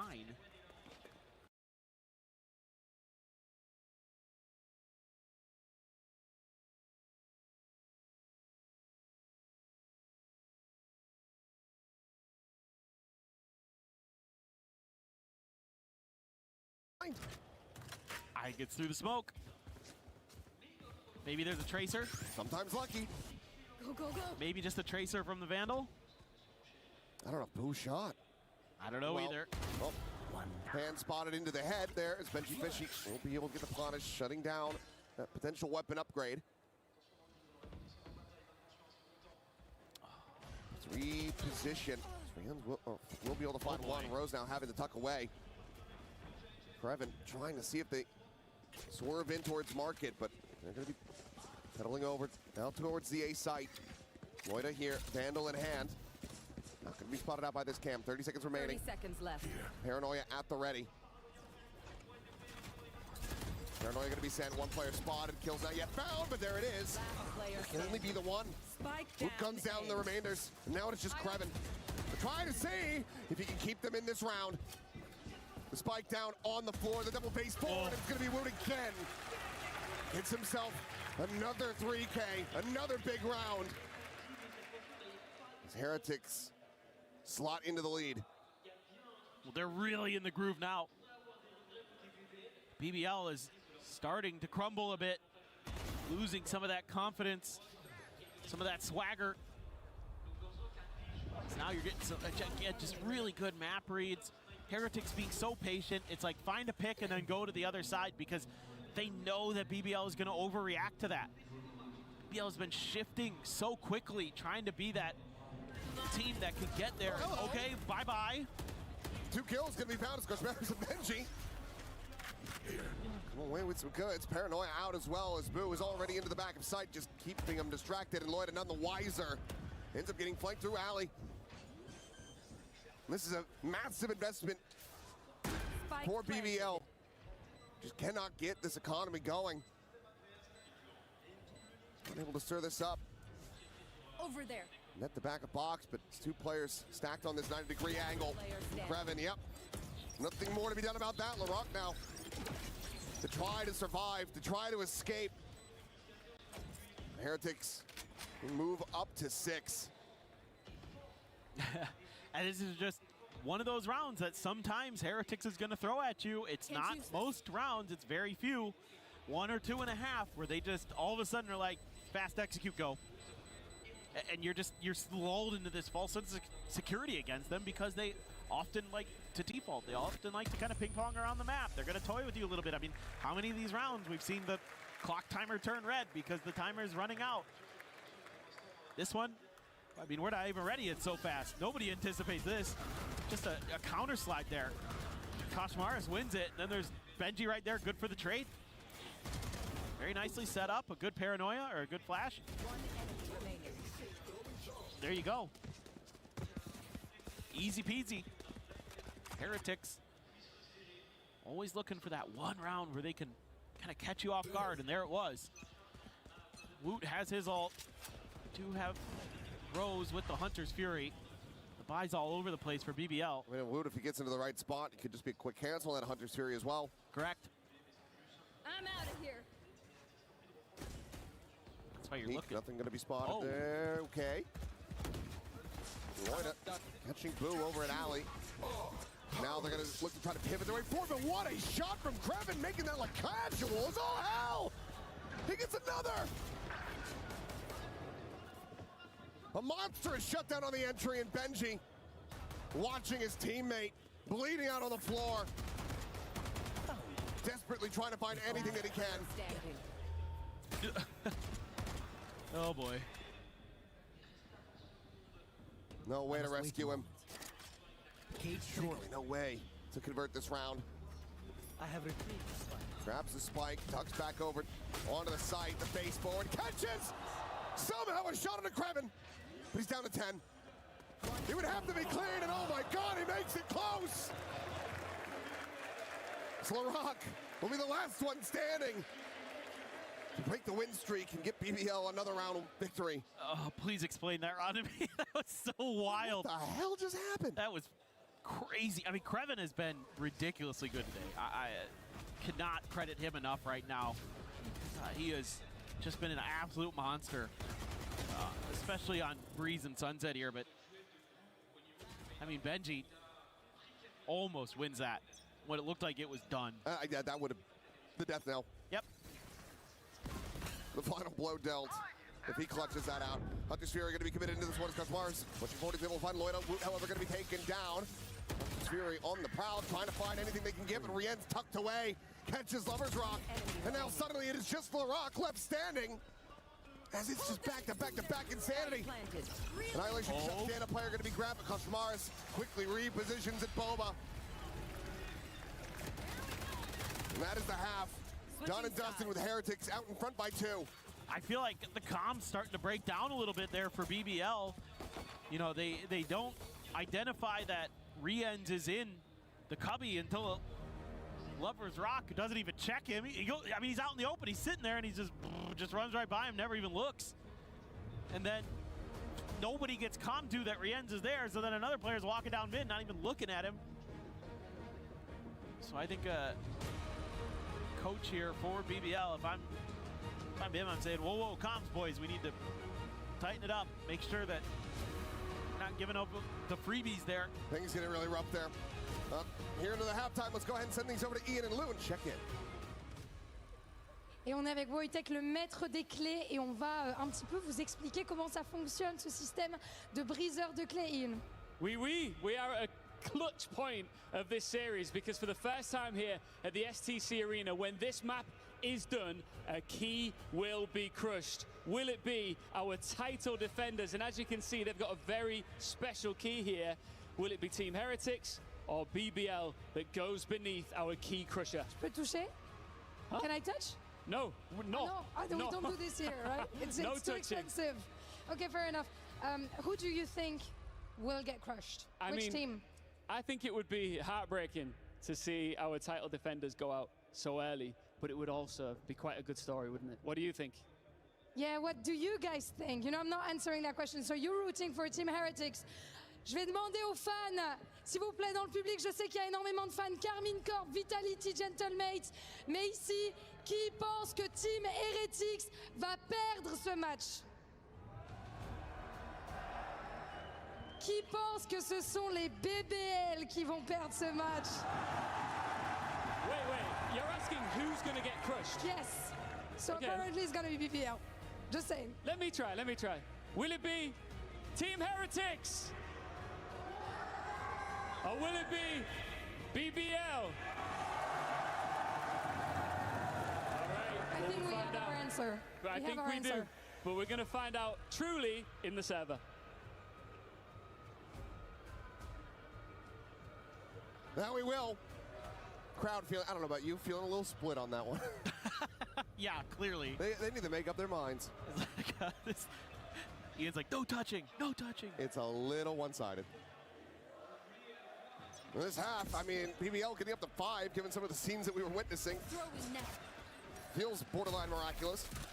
When Heretics found that footing, it felt like they were going to run away with this map completely and utterly. I feel like another OT is on the cards. That's how I'm feeling. It just is really close. I think, you know, BBL I would expect to be pretty proficient on the attacker side here. Get the spot out. Know you have a little bit of space. Lover's Rock gonna claim it. Oh, he is just playing this so slowly. It's all fake. Attempted that shot. So going wide. Jump up. And this is all, as you say, to draw attention. They now have to try to re-clear the site. Get him flushed out. Meanwhile, Boo. Damage going to be suffered. Setting up a smoke on that alley side, but no one on that approach. Slow creep in and out. Lover's Rock situated in mid. We'll try to find some damage. We'll just drift across. Very casually, but this ends up beating quite a bit. 43 health remaining on him. Team effort. Clear out that barrier mesh.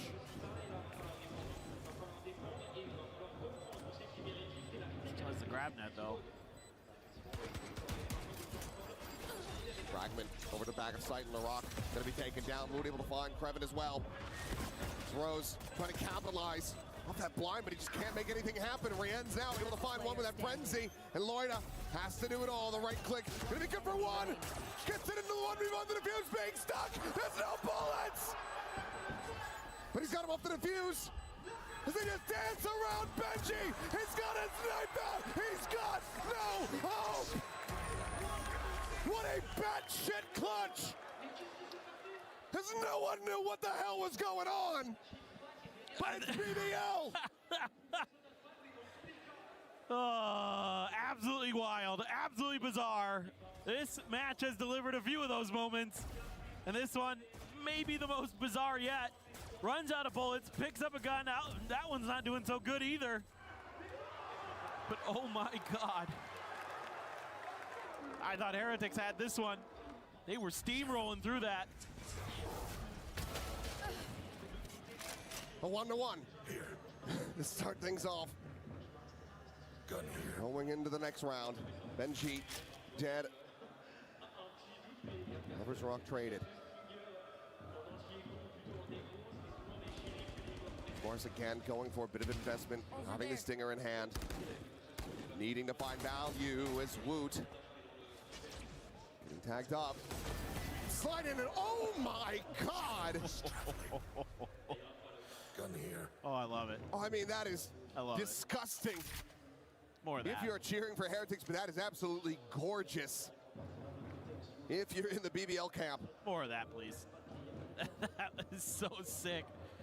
I mean, it's just incredible how these players will just hit these grooves on either side. There's a lot of different players today. No charges left. I don't know that there's much Woot can do about this. Caught by the grab net and just has to peel away and preferably find a way to die to a spike or something. Boo will find a stinger out in the wild. So let's see if there's anything further that can kind of materialize in this round for Team Heretics, or if it's just going to be a die to the spike. I mean, the deadlock wall is here. I don't know why in a million years you'd ever even bother to challenge it. Just hide behind it, kind of wait it out. In theory, wait to the spike, and we should be good to go for another one. All right, looking at this next one for Heretics to see how they're going to be able to start getting the defender side figured out. I mean, my guess is that you're going to want to work a lot around the information game. I mean, you have a Cypher, you have a Sova, you have a KO. You have so much ability here to kind of check different parts of the map consistently and really just kind of, in theory, keep BBL in check, but BBL just willing to be aggressive, so could go the other way, kind of work against them.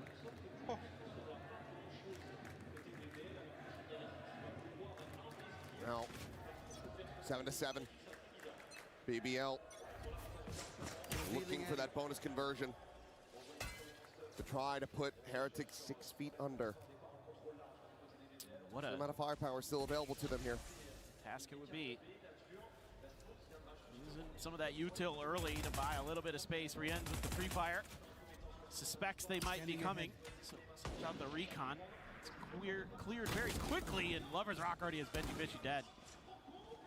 Cypher down. Look forward. That is a casual shot from Rienz.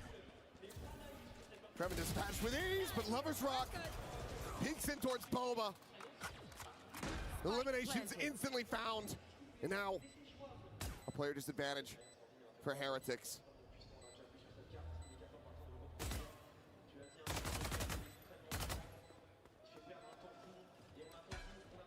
Oh, timing on that dart a little early. 1 Rienz. 3K form, back now into a 2v2. Barrier mesh. Be expiring as he goes scaling forwards, looking for that 4th kill. He's got it. An ace to prevent the bonus conversion. The shock dart at his feet. The swing in! And Rienz! He comes alive! I don't know how he does it. Time and time again. Rienz. So good for this Heretic squad. And that looked like a bonus for sure. But a late lurk from Bool helped set this up in a lot of different ways. And then the good shooting from Rienz. I mean, he gets hit by the shock dart. He has 39 HP. He's down to 4. Just barely. And he's going to stand up and let him know. What an ace. What a moment. It's a masterful one there from Rienz, but again, bonus for BBL. And it had to come down to the heroics. There. 1 round lead for Heretics. Need to be able to continue to find success off the back here. Well, you got a Hunter's Fury, believe it or not. So, opportunity, maybe get that free pick. Oh my God, Lover's Rock. He is in deep. Trying to no-scope Benji. Would have been able to have the kill. 1 of 2 that has that half armor. Meanwhile, though, Boo catching Loida. They're at the bottom of mid. That was a crunch. Spike still on the floor. Now Benji planted quite far forward. Well, we go back to I have a bit of defaulting, a little bit of ping-ponging around the map. So BBL trying to re-clear mid, hoping that the pressure has been released by Team Heretics, and they're kind of right, but kind of not. Just depends. Nobody's really looking in their direction. 30 seconds left. Other than Woot, if they push that far. Dancing around these shots. Lover's Rock as well, ready for that push. Boo going to be eliminated. Hunter's Fury behind it. Spike planted. Another tag. Stave off this Neon. Meanwhile, the peek to come in, but Rienz again to nail the shot. Rock alone on the side, 45 health remaining. Shock down his feet would have had him dead, but it's going to be Woot taking it instead. And now, without any further presence forward, this Hunter's Fury is a pipe dream. He has to try to separate them completely and utterly apart. Clear the 0 point, the defuse being held. Gets it up to half, both of them. Fighting this out, he still does manage to take another with him. It's good damage found, but it's still around, going the way of Heretics. Okay. I mean, again, Rienz just hitting some nasty shots, but this time it's the macro for Team Heretics that is winning them this round. It's having that Hunter's Fury early, gets you another kill, gets Krevin down. That's the Viper out of it. Makes it a lot more difficult for the attackers to hold on to this post plant without that poison cloud, without that snake bite. Nice, Sundays, let's go. And just the way they crunched into mid, the 2-2. You know, once Lover's Rock is there, they know there's maybe another layer behind it. Kashmaris thinking about trying to go for a bit of a peek, but nobody from BBL was home. They do have rifles still. 1 Guardian for Krevin. Poison orb emitting. Poison's off. This BBL needs to get this back on the right track. This round very critical for them. Money going to be pretty low on a lot of their players if they can't find some value here, get the win. Same could be true for Heretics, though. So this is just a pivotal round in general. Yeah. Completely make or break it for either team. That's huge info, though. They're not really reacting to it. They're expecting a counter rotate, and instead BBL doubling down. BBL has been doing a lot of shenanigans trying to sell some fakes. Realize very quickly that this is not one of those occasions. What's going to be coming in? Boo trying to align the shots, but Lover's Rock catches him just a little bit faster. Hunter's Fury expended from Rose. Nothing to be found off the back of that, but the site is going to be emptied. 30 seconds left. Plant can come through. Good flank from Benji. Going to be watched as he starts creeping his way over towards Tiles.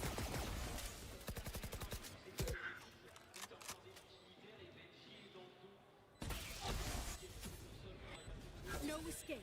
Wrap that around the corner. Trying to slow them up on the approach. Fragment as well, going to be lobbed in. Rose, his attention now tied over towards Street, but BBL there coming out on top, and now suddenly it's just Benji Fishy remaining.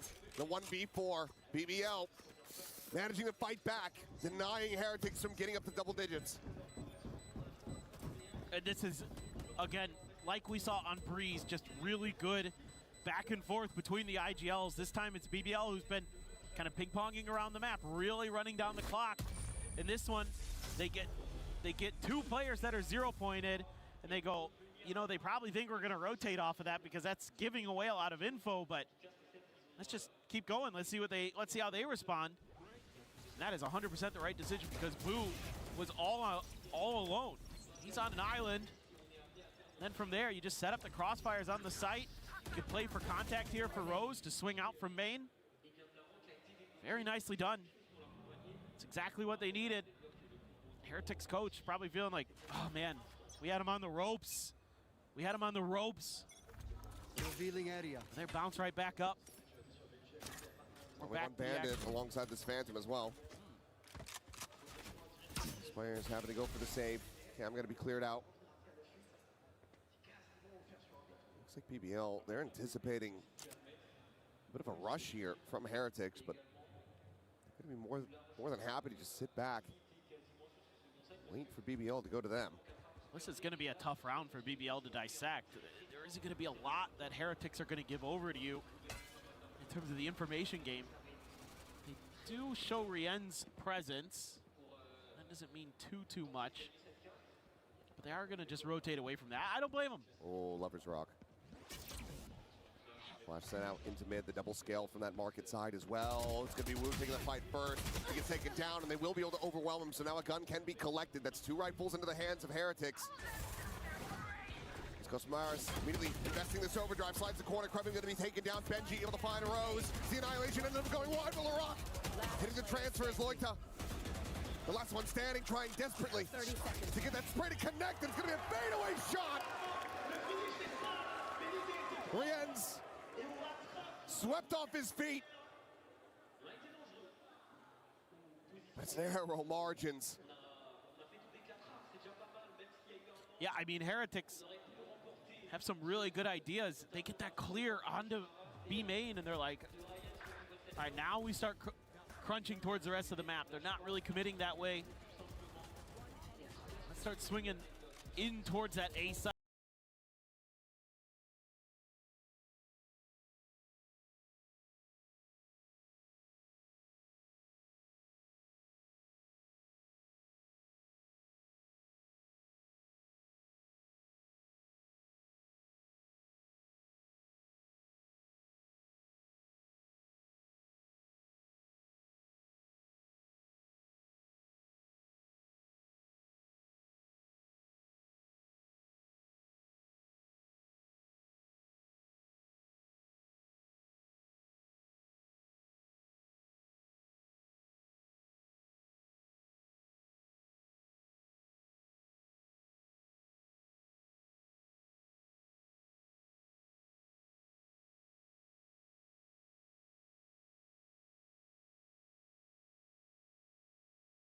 More retake, more counter, execute. Than you are just going for some kind of big quick hit. But we'll see. The way they're kind of lined up here at A main, no, they're going to back off. Ooh, okay, I was going to say some decent damage going to be out, but ooh, still able to find that kill. I mean, this has to be so fast from BBL. And now they're scared because of that cam. It was actually free. NG and Market, can he hold the line? Looks for one, gets himself a second. Rien's in the fray. As Benji stands up and says, I'm not crying. Shuts them down on entry. 3 kills found. Fans here in Paris, they want to see Heretics carry on. Take that next step. Oh. Krevin goes jumping in there. Like, I'll save you. Oh, no. That one slipped out. I love it. Absolutely love the back and forth. On their feet. I mean, again, these two teams, no strangers to each other. And is this, again, another immediate counter timeout from the BBL staff? We've seen this before. Where seems to be the case. Yeah. Okay. I mean, I think here just maybe kind of saying, oh, well, some of this fakery and trickery that we're doing is a little bit mismanaged. You're not really capitalizing on some of the opportunities, or hell, just run at them. Just run them down. Don't give them time to react and kind of read the map. Coach does something cheeky there. All of them having a bit of a giggle. I mean, Rien's one away from another Hunter's Fury. Benji already has his ult. Nobody really close to their cycle on BBL. Shocked to not see an Outlaw online. It's 4 half armors for BBL. Playing defensive sidelines, but Boo, he is out in front, playing alone. Puts himself on an island and gets swallowed into the sea, but Cosmaris looking for that third, can't quite drag it across to find the connection. Still gets him right back in. Beautiful flash from Woot. I assume that means a change of ideas for BBL in this one. They're starting to work their way over to the other side, and no real easy target for the Neural Theft for Benji here. They're pretty far forward, so maybe if they just kind of clear forward a little bit, they'll use it, but it might kind of be for naught. It's all 3 players still over on A, and BBL is slowly but surely W-keying their way to B, and they're going to be, if they keep going ahead of the curve, yes, there is the trip here, but there's the Neural Theft, so now they have to try to up the pace here a bit. They have no idea where Heretics could be. Left. Spike planted. And it's the first to arrive on the scene. 0 point to check market out, making sure that this is going to be safe to push forward. Nothing spotted. Lovers Rock considering a re-wrap through mid. Thinks better of it. That being the correct call for him. Fragment in a little bit too deep. Moisha trying to cheat forward, trying to get this elimination. On to Rienz, but Rienz takes the fight, takes his life. The Hunter's Fury immediately connecting. Lovers Rock dead. It's all on Rose. Unscouted! As he destroys them both. The recon lets him isolate it down to one side of approach. The time is just not there. Rienz will be able to find that kill. He takes it close, but not close enough. 10 to 10. BBL, they get the clutch and they tie it up. I mean, it is crazy how rounds can come down to someone not just turning a little bit one way or another. And I thought for a second Rienz was gonna outdo Rose in the clutch. But it's Rose this time who learns that he just needs to wait a little bit longer. Does it perfectly. And it all goes back to that fragment. It ends up too deep in the cubby. Yeah. He's got just enough space to tuck away, but they think it's cleared. So they don't check the corner. And Rose gets away with murder. Very much not. Very much not clear. That's a huge round here for BBL. Now they're going to be into an ult cycle. Whereas most of Team Heretics is away from theirs other than Boo, who can be very impactful with it, don't get me wrong. But you're going to be getting real close to the pit, to an annihilation. Hunter Fury already available, one away from the overdrive. They get this round. Ooh. Koshmaris, he gets the kill, he gets the tap.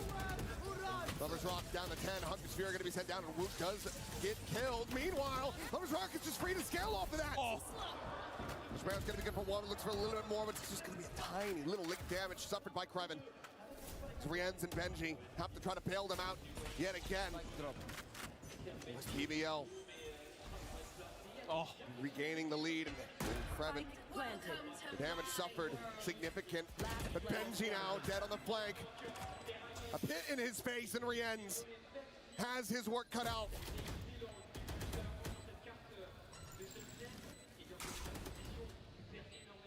Have to lock him into position, the decay all the way down. Lusova just on the other side of the wall.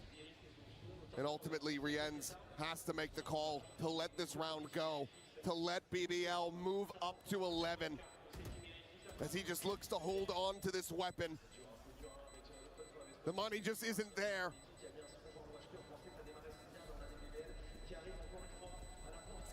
Just absolute madness again.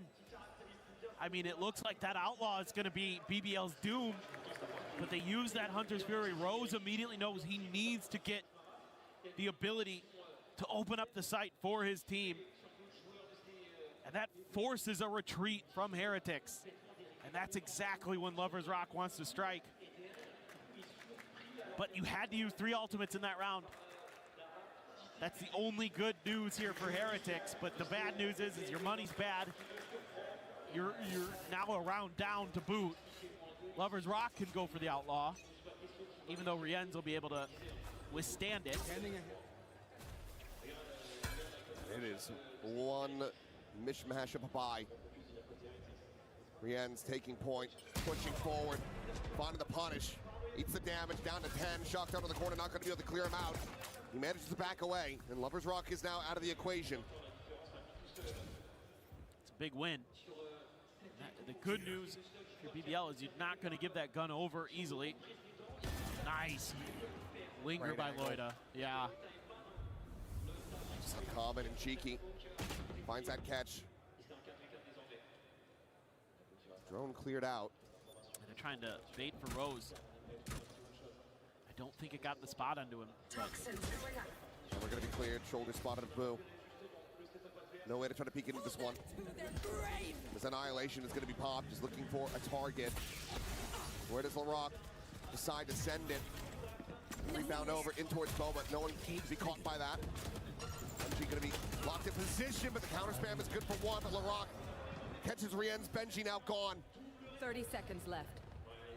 Koshmaris making a bit of noise over in mid with that Ares, but this round just feels like a bit of a bridge too far for him. He's contained back away. Trying to safely clear out the barrier mesh, but that's going to take some time. Bullets that he just cannot afford to expend. Last player standing. Who finds that perhaps a weapon grab, but now Koshmaris. A 1v3, a player on the corner.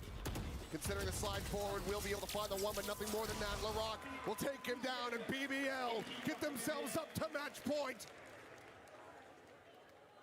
They are so good today. It has been neck and neck in 2 of the 3 maps. In the other map, it was all BBL. Loita so smart. Stay up on that box. Know that Team Heretics is going to be curious about that gun that got dropped. And they're able to just hold the line there. I think the only thing I didn't like about that round was they ripped the Annihilation before the recon dart hit Benji. They could have had him for free, but everything else went really well for them. Spot on to just Kreven, I think. Maybe, yeah, just Kreven. So that doesn't tell you a ton as Heretics. Kind of an expected position potentially for a solo player. Lovers Rock trying to maybe drum up some attention in mid, but Heretics looking for that mid crunch again. Not going to be found. Look to go on a timing off of Woot's flash. All of BBL had peeled back. You only see Boo. Kreven maybe wants to challenge it. He does, and he wins it. Boo dead, IGL on the floor. Kreven looking for maybe a little bit more. And Koshmaris spotting him on that retreat.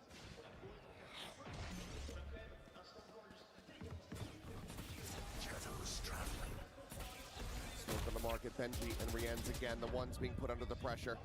Looking to try to succeed, and Rienz nearly gets that second kill, but Larocque taking down his backup. The rival now, however, of Cosmaris is only going to be good for the one. Woot, a 1v3, a swing, he's dead, and Heretics are done! No back-to-back! The title defenders have been eliminated as BBL will advance to the semifinal. Sometimes the villains are the protagonists, and BBL have set themselves up for quite the story here in Paris. What tremendous resilience after losing their map pick in heartbreaking OT fashion. Domination on Lotus, and then a close but assured victory on Sunset. This young Turkish squad absolutely can fry, and they have done it on the international stage. An incredible performance from them to take this 2-1. For Heretics, no repeat victory, no grand finals appearance here in Paris. An earlier exit than they would have liked. But for BBL, an opportunity to achieve greatness here on the EWC stage, and an opportunity to crush the key of one of their European rivals. A well-earned, well-deserved bow to the crowd. Because after that Lotus in particular, I think again Larocque right back into the mentions of MVP, should they be able to complete the run. He's the leading candidate right now, that is for sure. A really great performance at the end by Rienz. Really showed up to the party on Sunset. A solid effort from Heretics on that map, but a map that used to be good for them, not so much this time. Well, much to the chagrin of the crowd. There's BBL coming out on top, and they still have plenty more to cheer for, but for now, let's go ahead and send things over to the stage. We got Lewinian standing by with none other than Larocque. C'est un joueur que vous avez découvert cette année, un joueur turc très jeune qui a la bouche bien ouverte, vous le savez, puisqu'il aime le trash talk, on va pouvoir l'interviewer. Congratulations, Larocque, Tebrikler, Elal. I'm trying to bring up some Turkish, and we already hear the Gentlemates fans over there. So that's what gonna be my actual first question, because next round you could be facing Gentlemates or NRG. A lot of Gentlemates fans here are, you know, making noise, booing you, etc. Do you have any words for them? Yeah, I have some words for Gentlemates fans. You can't come to tomorrow because you are eliminated today. NRG guys on the beat you. Unlucky for you guys. I don't want to say anything. On the match, it's gonna be too easy because we are gonna throw the first map, but we are not before match. We are gonna beat them, and we are beat them. How they can win EFC? I don't know, but it's gonna be too easy for us. Ok, fair enough. So a lot to translate here. Première question. Tu l'as entendu, il y a beaucoup de fans Gentlemates dans l'arena qui font du bruit, et notamment pour te siffler.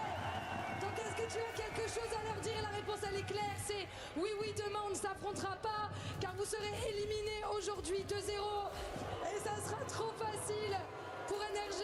Et concernant le match, on a un petit peu troll la première game, et voilà, c'est bon. Larocque, you are my favorite kind of player. You play up to all of this, you don't let it get in your head, and you didn't let the title defenders in Team Heretics get in your head either. How big of a statement was it by beating last year's winners? Can you repeat? I can't hear you. How big of a win was that, taking out last year's winners? I don't have any feel. I don't want to come here to beat Heretics. We are coming to here to win this event, yeah. And so that's it. Okay, are you ready to crush a key? Yes. Let's do it. I think it's time. Ils vont pouvoir aller casser la clé pendant que Larocque, extrêmement confiant, dit qu'il n'en a rien à faire de Team Heretics et qu'il est là pour aller chercher le trophée. I think there you can go, guys. Ready for the key crush. Good luck for next. Well, as you can see behind us here, Larocque, this is our key crusher, and we are revealing it on the STC Arena stage for the very first time. Now, Larocque is going to take his position press the button and send Team Heretics key into the abyss. This is the beautiful brutality of EWC, and Heretics are about to smell what La Rock is cooking. There it is, our first key crushed here at EWC, and it was a title defender's key. How was that? You enjoyed that? Yes, I enjoyed it. I'm gonna destroy every keys on this tournament. You think you're going to potentially destroy the Gentlemates key if they make it through? No, I don't think they beat Gentlemates because I guess they are eliminated today. Okay. Apparently we want to walk you across here. I want you to take this in and enjoy it because you are a big-time player. You like big-time moments. Tell me why this does not intimidate you. You are not scared of the fans. Me? Oh. Me? You say about me? I don't scare the fans because we are better than Gentlemates. We are gonna beat on the kickoff on tournament. I'm too relaxed for the fans. Well, let's go